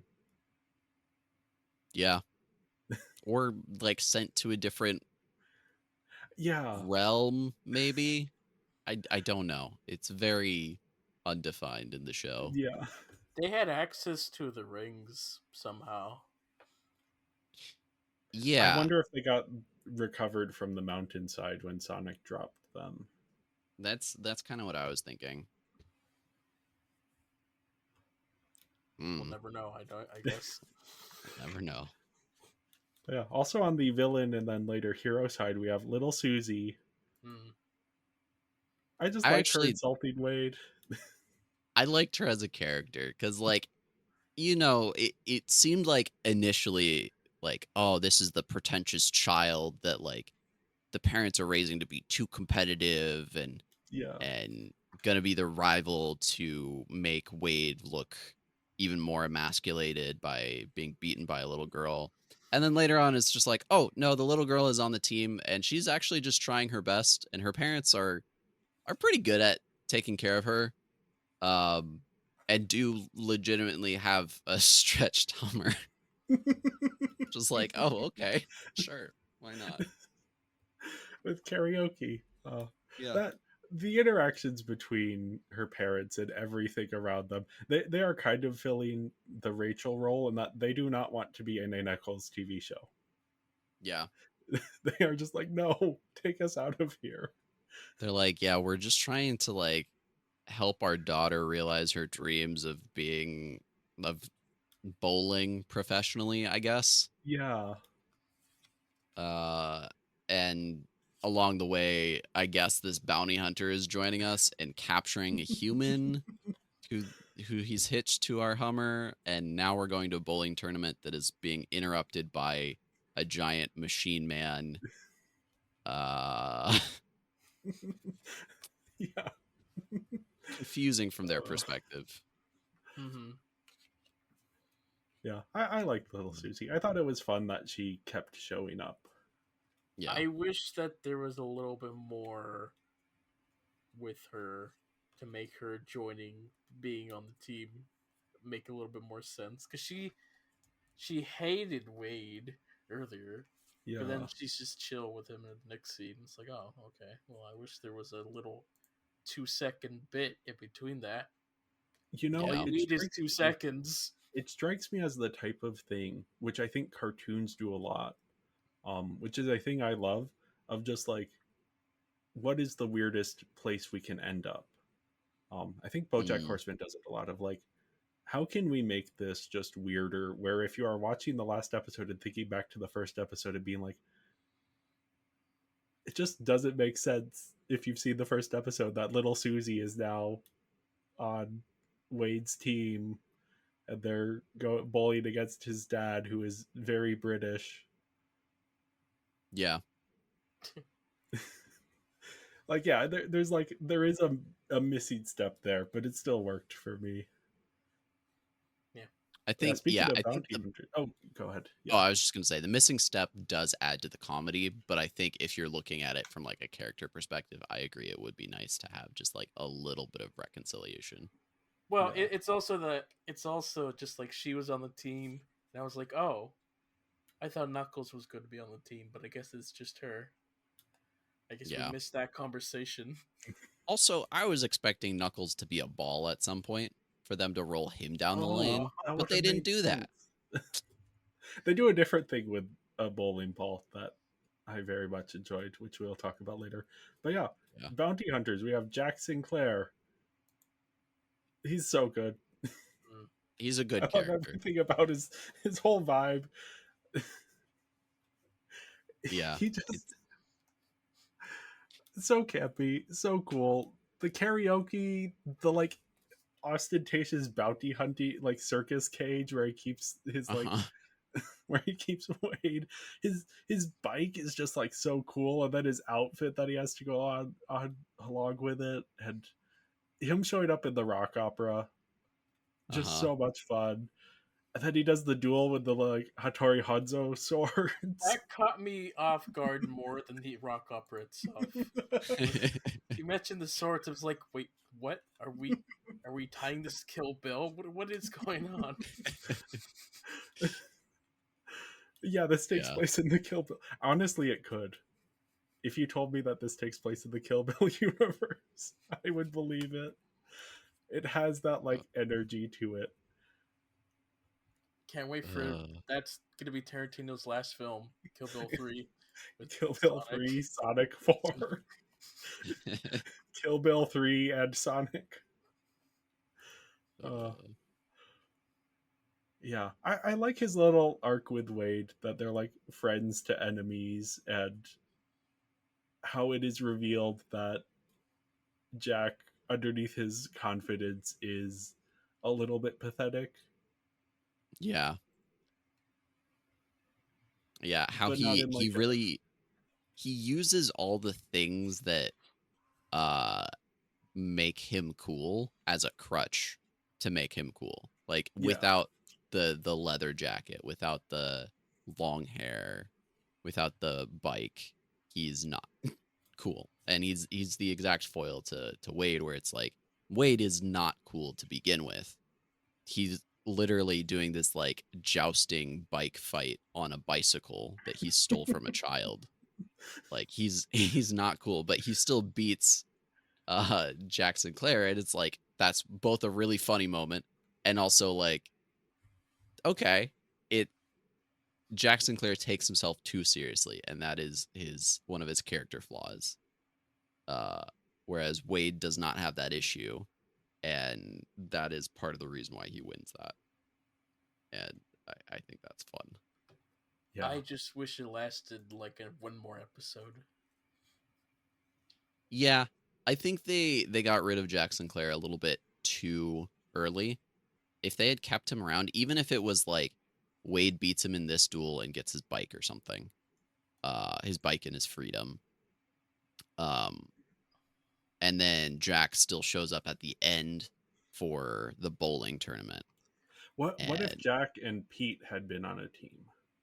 mm, I think that might have been too much. But I think if they had Yeah. like I think their Jack as dynamics like would have clashed. yeah, I think if Jack had been like the mini boss Yeah. and like they're bowling against each other and he eventually beats Jack and Jack is like actually okay, you got my respect. And that's how they integrate the child being like okay, you're cool too. Yeah. I think that would have worked a little bit better and then have the reveal of oh, and everybody we just have news that Pistol Pete has entered the tournament. And it's like okay, that's weird and probably against the rules to him show up this late, but like makes for a cooler entrance final boss kind of thing. I don't know. Something like that. It is a Yeah. I think I just enjoyed seeing him on the screen so much. So I was like, "Oh, it's a bummer to see him not be in the show anymore." I thought we got a good amount of him in episode 4, and then they do the switch to Pistol Pete, which worked very well for me. Yeah. Again, all of the problems with the last 2 episodes, for me, I was distracted by Pistol Pete being in them. So, Yeah. but yeah, speaking of too many villains, we have the Buyer, who has like a Vulture from Spider-Man Homecoming vibe, and that he's like using all of the debris from the big battles we've seen before to make his Mhm. weapons. Um, but yeah, he shows up for 3, maybe 4 scenes. Yeah. He is very much a Spider-Man villain, like a modern day Spider-Man villain where he has Yeah. connections to um the like tech uh industry thing that is supporting the heroes in other films where it's like yeah he's got that connection to Robotnik, so he's kind of like Mysterio, and he's like using the debris and like left behind tech like Vulture, and uh yeah. And he's in a movie with too many villains, like Spider-Man No Way Home. Exactly. Yeah, so they really got the whole Spider-Man trilogy there. Yeah, yeah. Good, good work, Paramount. Uh, Yeah. yeah. Then we have Pistol Pete. He's Pistol so Pete. fun. Pistol Pete. Oh, when he showed up, I They have posters of him beforehand, and yes. I don't really pay attention to that. And then he showed up, and I'm like, they got Carrie Ells in this? Yeah. What? That's crazy. The last thing I saw Carrie Ells in was like The Princess Bride. I don't know, man. No, I've seen him in things since then, but like I wasn't expecting him to show up at all, and then he was just a fun character. Yeah. Yeah, he was having so much fun with this role. Like, Yeah. just every scene with him has so much energy. Um, I was in my head thinking, comparing him to Jim Carrey as Robotnik, and Mm, they have like a similar function in these things, but they also have very different vibes. Like they aren't playing off of each other's performances, but they are serving this purpose of being like the fun villain who shows up and kind of steals the show, without fully stealing the show. Yeah. Yeah. Yeah, they have his whole like interactions with Wade in an interesting way too, to where like it throws you off a little bit at first because you're like, oh, they're actually having genuine interactions and maybe he is a good guy. Although the whole time you're like, okay, when is the betrayal part coming in? Yeah, But Yeah. at least at the start, it's like, oh, these are genuine moments. This is maybe he is different. Maybe he's just been kind of running from the fact that he abandoned them. Like he did, like your notes say, he kept the mixtapes. So maybe, like, I don't know. But also, yeah, it was kind of a generic villain plot. And that was fine. I didn't have an issue with that. He was just a fun character and a fun I like actor. that it's centered around bowling. Yeah. Like that makes it so much better that he is a like champion bowler. Yeah. Just like, Can we talk about the fact that he had a penthouse suite as a bowling professional?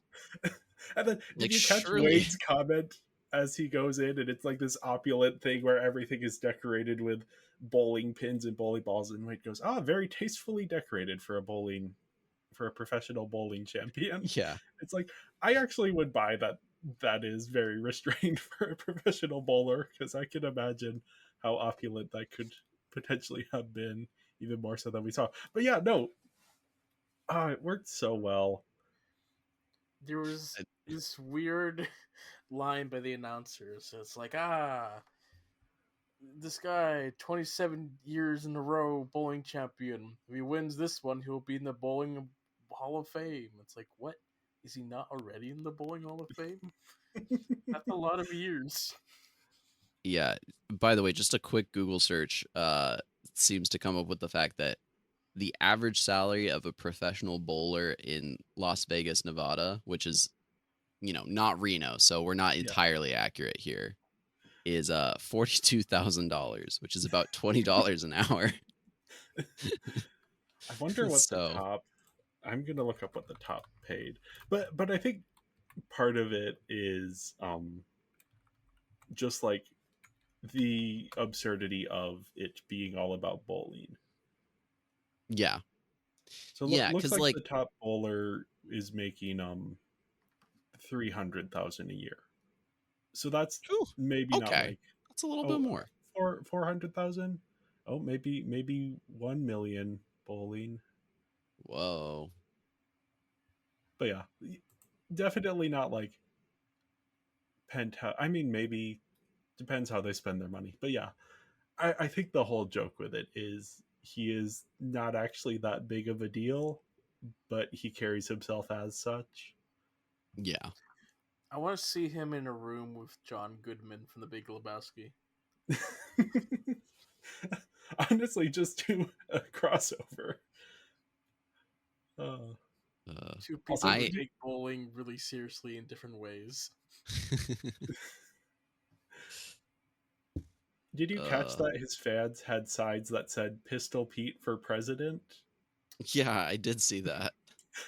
Which I bring up because he is the most British, like visually. Yeah. He is wearing the British flag the way that Americans wear the American flag. Yeah. That was so Apparently, good. that's not supposed to be his real accent. Yeah, Yeah. no. Well, it comes out at the end where he has more of like a Cockney accent instead of this like posh British accent. I think it would have been way funnier if he had like a southern, like Yeah, deep south accent at the end.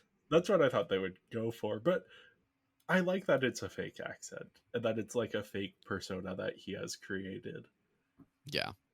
I Also, also love oh, go his ahead. bowling ball. Yes, the teacup in the bowling The ball. teacup. I It was is. like, at first I looked at that. I'm like, okay, are resin bowling balls actually a thing? I did a whole like Google search and I was like, oh yeah, a lot of professionals actually prefer resin bowling balls because of blah, blah, blah, blah. I was like, that is cool. And how is this the first time I've seen like something suspended in a bowling ball? That's awesome. If I was a professional bowler, that's all I would use. That's so cool. uh, it it is such a great encapsulation of his character. Like Yeah, the teacup and the bowling ball, that is all you need to know about Pistol Pete, and you understand who he is. yeah. It's akin to like a villain in a movie having like a golden pistol or something like that. Yeah. But this is like a lot more just funny because it's like, oh yeah, he's British, by the way. Let me keep reminding you that he's got a full teacup suspended in a resin bowling ball. Uh, Just he was so much fun. beautiful. Yeah. John, did you have fun with this character? I did have fun with this character. Yes. For all the you know, story issues that I wish they went with, I still really enjoyed this character. Yeah, I agree with that. Well, yeah. On Uh, that positive note, I gave the characters a 4.2 out of 5, mainly for decimal point reasons to make Mhm. oh, sure that okay. all of our average scores are repeating numbers. Yeah, we had to mess him up this time. We've been too clean the past two Yes. movies. I gave it a 2.5. Even though we had some fun characters, I didn't necessarily love some of the writing in the episodes for those characters. Yeah, I also gave it a 2.5. I think this show has the syndrome of everybody is comic relief, and so at a certain point, nobody is. Um, it's an issue that comes up as people are trying to make shows and stuff more marketable and have those like quippy sound bites. Um, but to me, it was like Knuckles is really the only character that isn't comic relief, but he kind of should be. He should be the Drax, Yeah. but like the straight man to the funny man, but just everybody else is too over the top. And so I was annoyed with some of the characters after a while, or not annoyed, but like fed up. Um, but at the same time, on the polar opposite side, you had the Jackson Claire, you had the um, you had the Pistol Pete, you had like all of the other characters that were just genuinely a lot of fun. So I'm Mhm. right down the middle at the 2.5. Yeah. I was just reminded of something. So you have the whole Shabbat episode where the bounty hunters come in and try to get Wade. They attack an FBI agent Yes. with no remorse or anything. She announces FBI, and yet they attack. And I just kept thinking, so how's this gonna go? Like, what's the plan here? I understand like we need to have this fight for fight reasons, but it's like, I don't see the logic in this fight right now.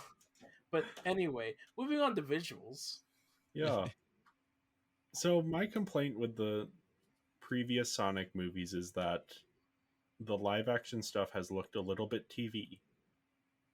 Now, it looking a little bit TV is not actually a problem if it's an actual TV show. True. That said, I will say, I think the episodes that were not directed by Jeff Fowler look better than the Sonic movies, at least from like a Mm, cinematography and framing and having more interesting visual ideas perspective, which I think Jeff Fowler does a good job with the Sonic movies, does a really good job with the VFX in those. Like the VFX sequences are really good. Um, I like the visuals of this show more than any of the movies. I interesting. I have a lot of problem with some of the camera work because there's a lot of characters talking to the camera as they're talking to Knuckles, and Knuckles talking to the camera as well. It because every time I watched that, I was reminded of like doing like our high school video projects where you just have like we record the insert shots of just a character, one of us like saying the lines but without the other person feeding us the lines, and so it's like it doesn't feel like they're in the room together doing the scene. Again, you can't because not CGI characters, but Yeah, yeah. I there's a lot of moments where I'm just like, there's way too much of this camera angle going on, and I'm feeling a little bit uncomfortable. I wonder if it's partially because for this, instead of using like people to stand in for Knuckles, they were using puppets. Interesting. I think to make it a little bit easier with like sight lines, and you have a lot of actors who are coming in who may not have as much experience interacting with digital characters, so you want to have, They do have a since you statue can't of Knuckles trick it that as they much. use. Yeah, Yeah. I think the puppet that they used, I think that's why in the rock opera there's the one scene where the dad is a puppet. I think they wanted to like show off the Knuckles puppet that they made. Hmm. That's funny. Yeah, it's the visuals are interesting because it's kind of a mix between like I really enjoyed like the rock opera. I really enjoyed the practical sides of this show. But the VFX, you can tell that their budget is a lot lower. Yeah. There's especially a lot of shots of Knuckles where the like the shadows that are underneath him just don't look as good. They look closer. They look worse than the Sonic 1 like shadows and integration and that kind of stuff. And for me I was like I get it. It's a TV show. Their VFX budget is likely a lot smaller.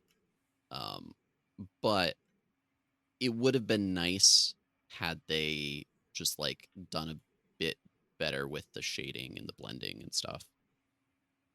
Um, at least for me, that was the main visual thing that I noticed. I definitely noticed the car explosions in the last episode. Yeah. Were really bad, which again, budgetary reasons. I think it is impressive what they are able to do with a fully CG character on a TV budget. Um, Yeah, but yeah, there is, they are definitely cutting costs here and there in ways that are very easy to see.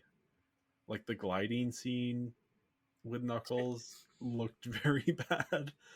And that's I like forgot even about at the night, gliding so scene. that's supposed to be easier to do.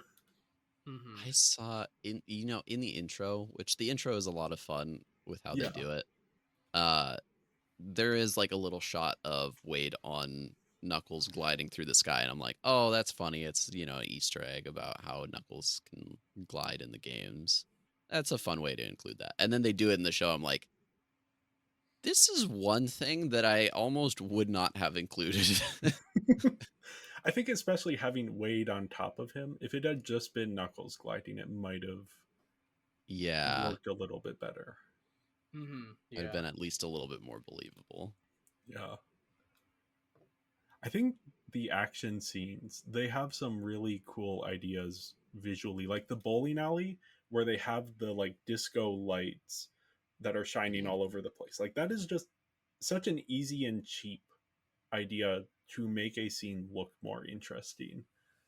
yeah. That one also has like the move that Willoughby does to like use the gun. She's fallen on the ground, been knocked to the ground, and to get herself back up, she like uses the gun with like the energy Mm, powers to like push herself off the ground and into the air. And that's just like yeah, that's cool. clever action design. Um, I will be honest, a lot of action scenes, my eyes just kind of glaze over and I don't notice specific details. So yeah, but I like a lot of the stuff going on here.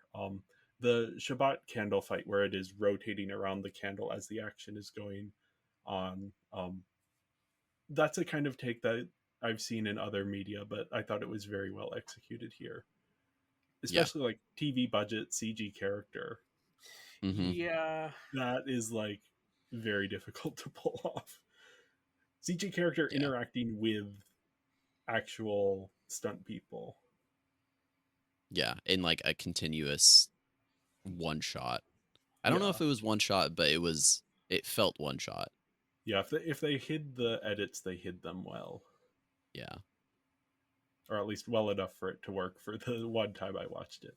Maybe if Yeah, I watched it exactly. again, I could find the points where something moves past the camera and briefly obscures the whole thing, and oh, there's where the edit was.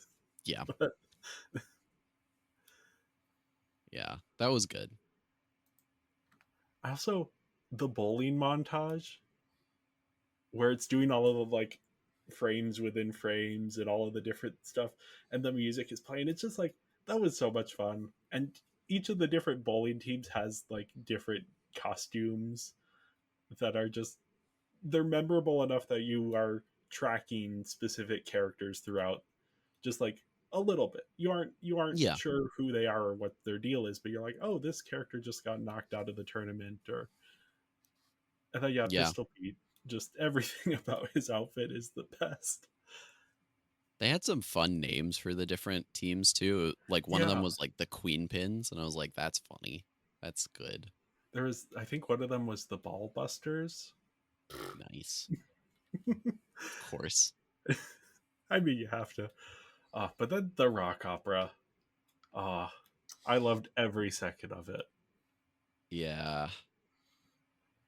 Just It was good. It was start to finish. Like again, I agree. I don't think it's very plot relevant. You could skip it and like just cut to Wade passing out and waking up.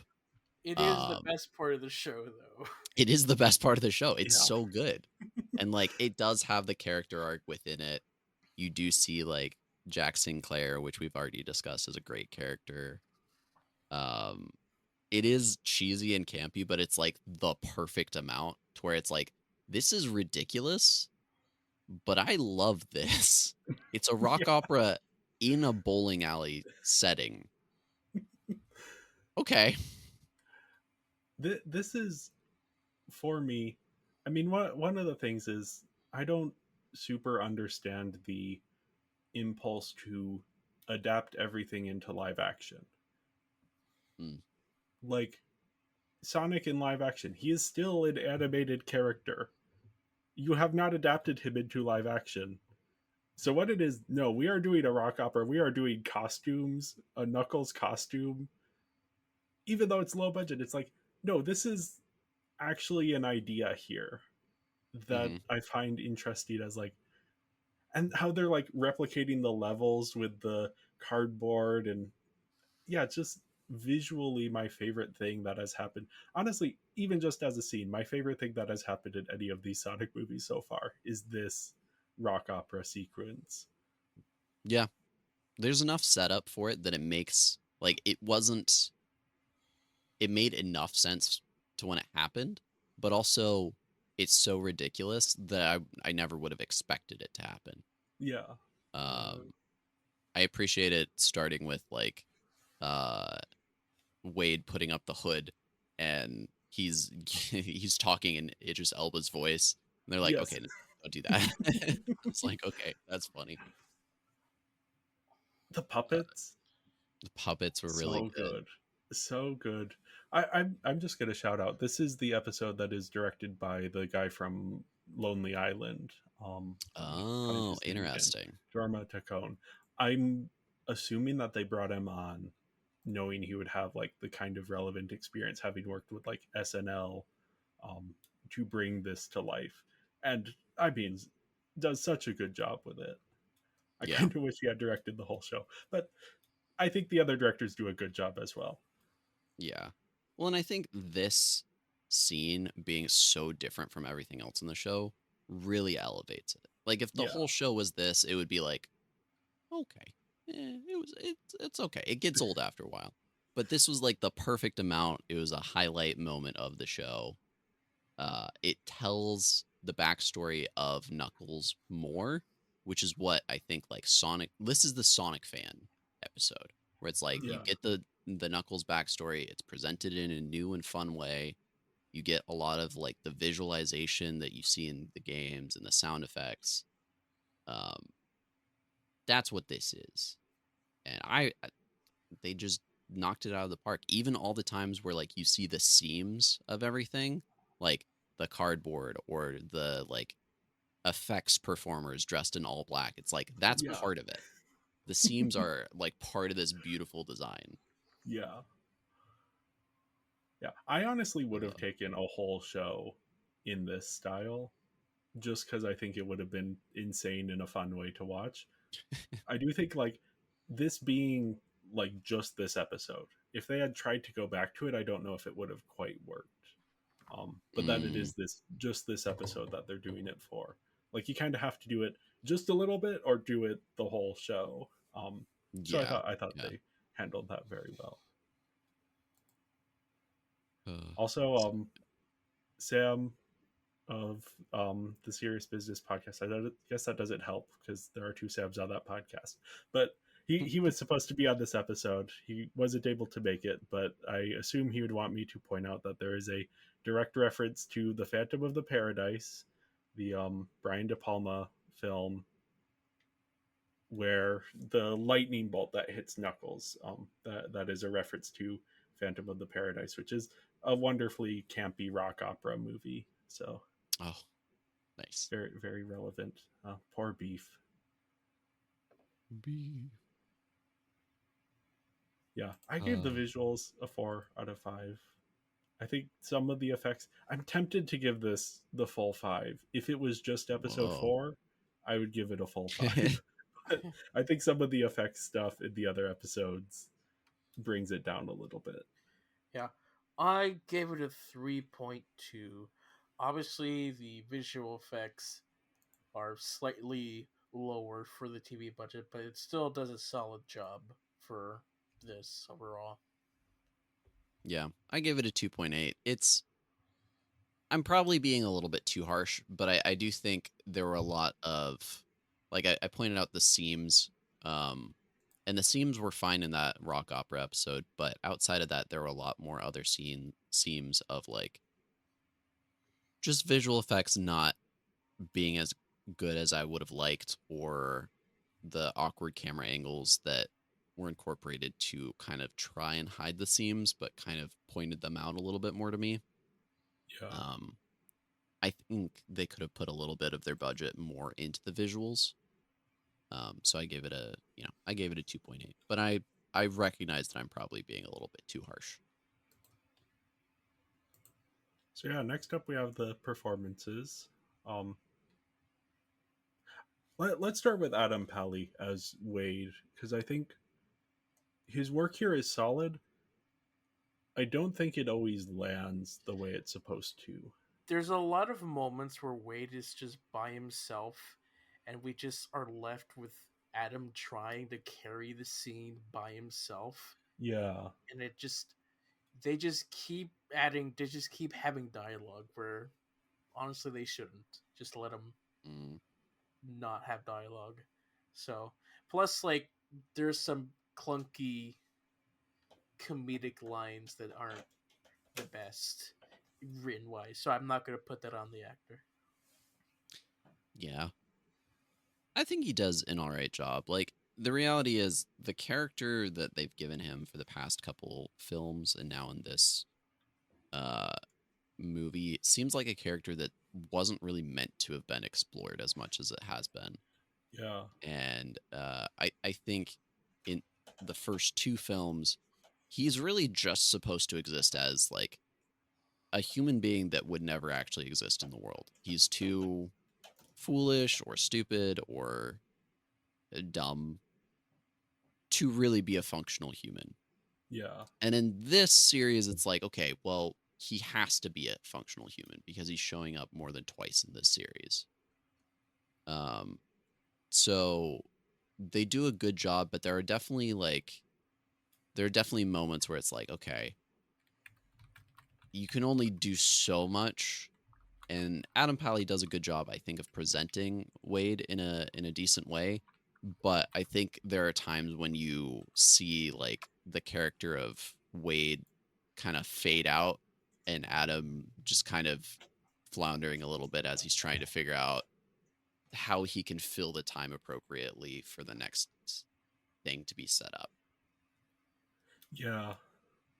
Yeah. I think he was saddled with the difficult part of being the non-Knuckles lead of the Knuckles TV show.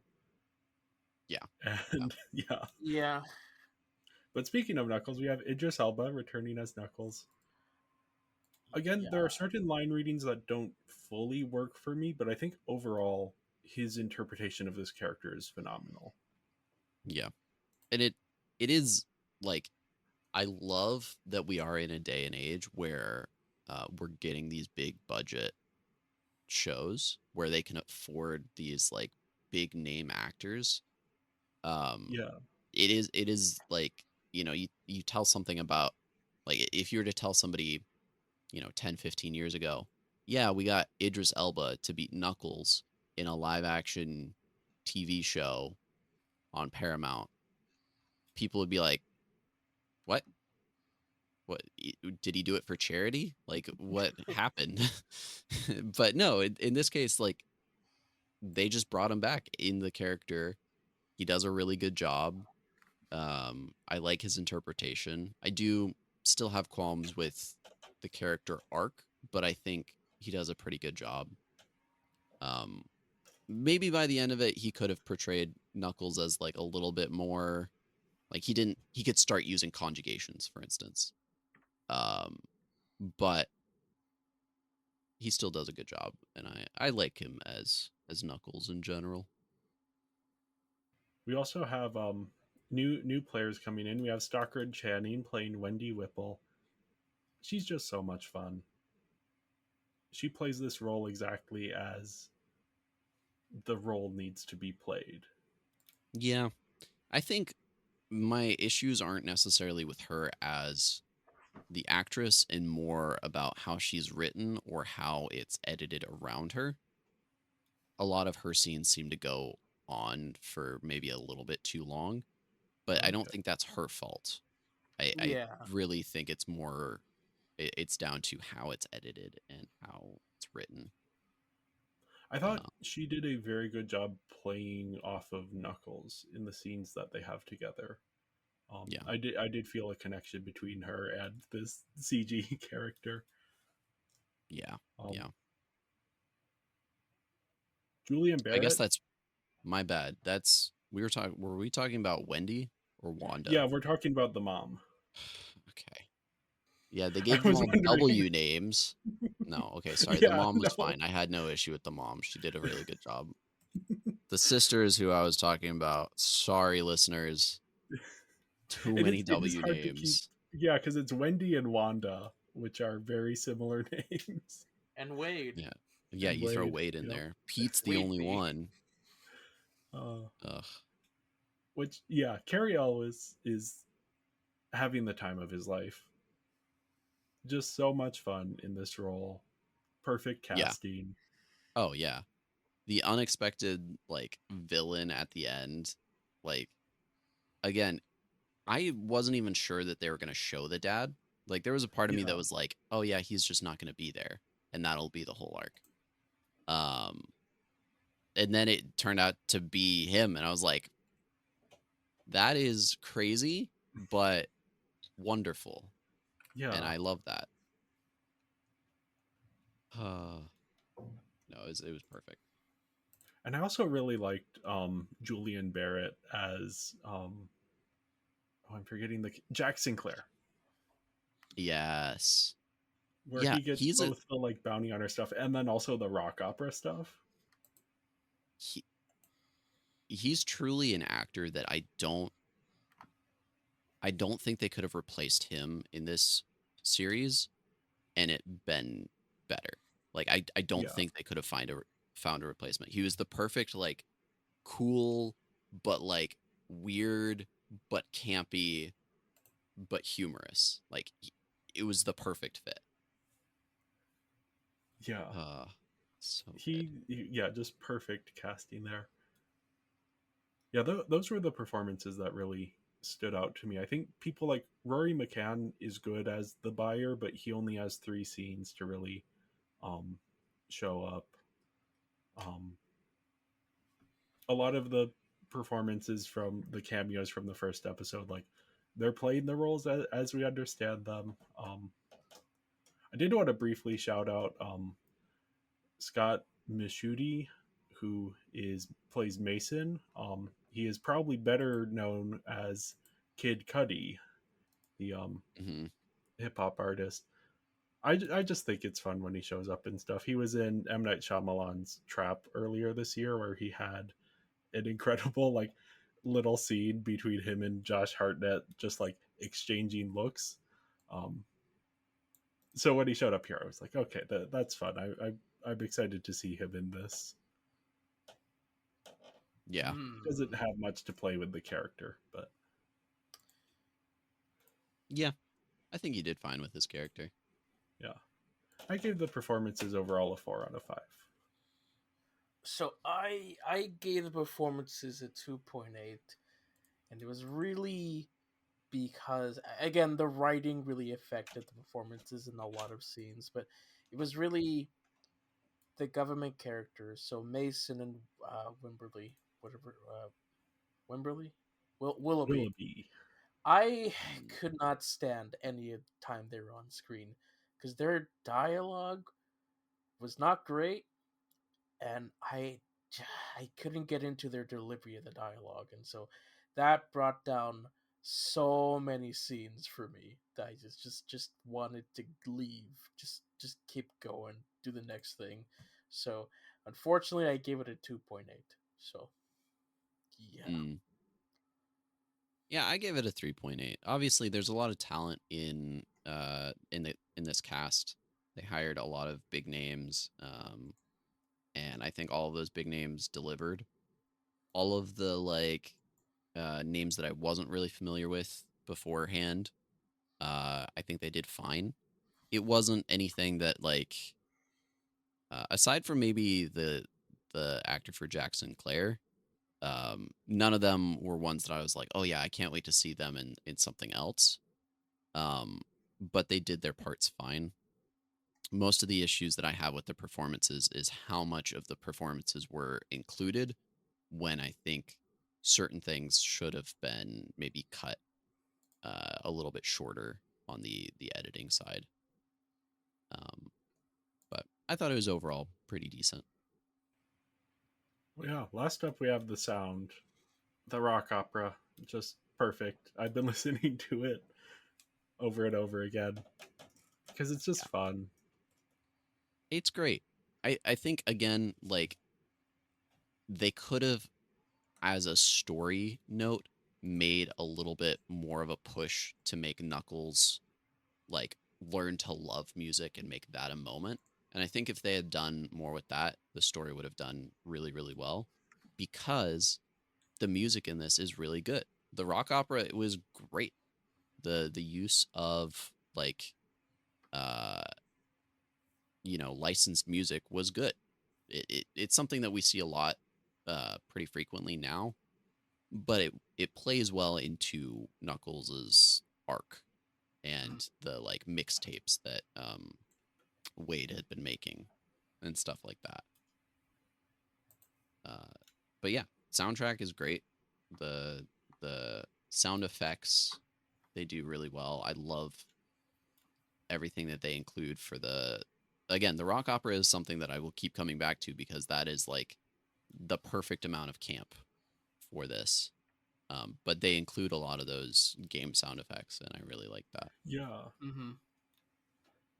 I do also think they use a lot of pre existing music here. I think it really worked. They did a very good job choosing songs that fit the vibe of the scenes. I wonder what the music budget for the show was because it felt like they were very intentionally choosing songs rather than just going for whatever was cheapest. Yeah, they. Mm, I didn't feel like the songs were really like needle drops like we'd been seeing in a lot of Yeah. films, where what we're seeing on screen is matching the music lyrics literally. Like you said, the vibes of the songs really match the aesthetics of what was going on. So, yeah. yeah. Yeah. Also, the song at the end when Knuckles is fighting the buyer and like the guitar riff starts and just perfect final boss music there. I've been trying to find it on the soundtrack, but it is not on the soundtrack. So I don't know if that is a pre existing song. I wouldn't be surprised if it's from one of the video games. Um, Yeah, I remember hearing that. And I was like, "Oh, that sounds really, really good," but I don't know if that's a licensed song or not. It's only there for like a couple seconds, but I was like, I think they do play. this is good." Yeah, it's like it's it's like the final fight scene. They play it over top of. Yeah. But yeah, maybe like 30 seconds of it. Yeah. So yeah, I couldn't find it in the soundtrack, so I don't know. I didn't listen to every single song. I was just kind of like trying to find songs that fit and then skipping around to see if it was in there.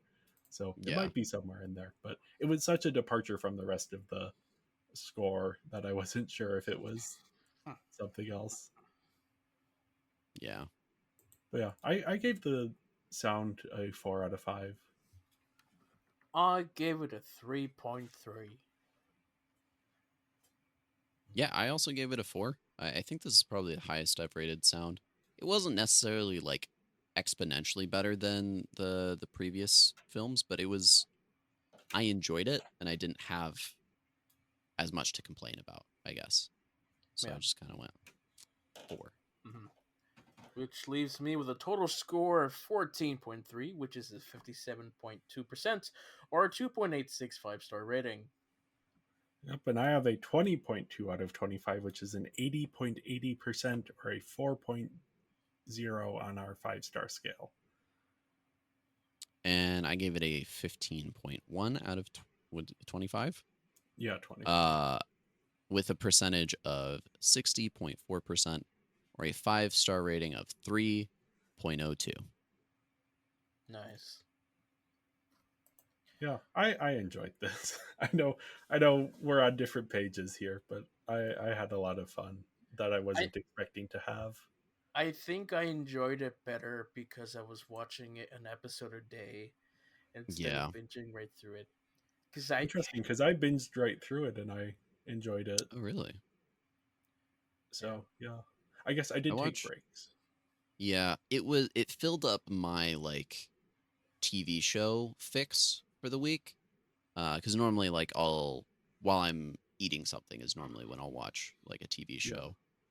And I felt like it sat in a good spot where it was good to like eat to or to relax and watch, but I also felt engaged enough to where I didn't feel like I had to do too much else outside of it to just enjoy it. mm, Um, so I appreciated that at least.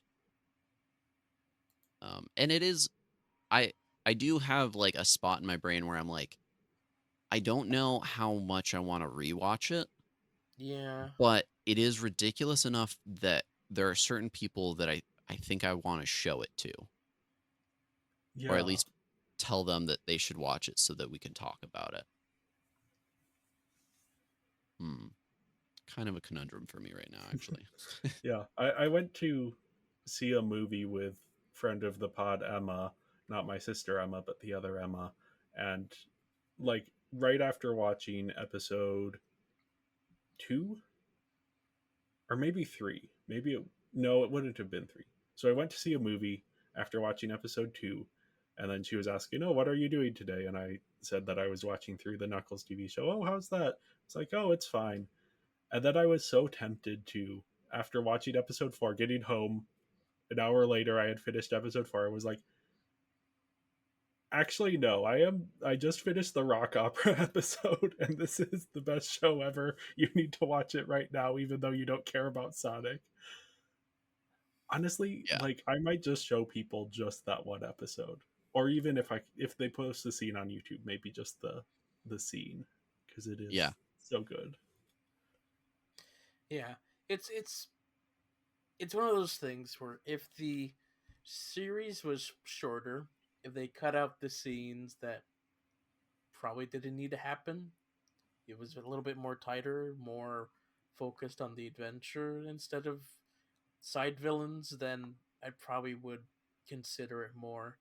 Because like as it is, there's like too much going on that there's just too much that I don't care about with the stuff that I kind of do care about. So Yeah, Yeah.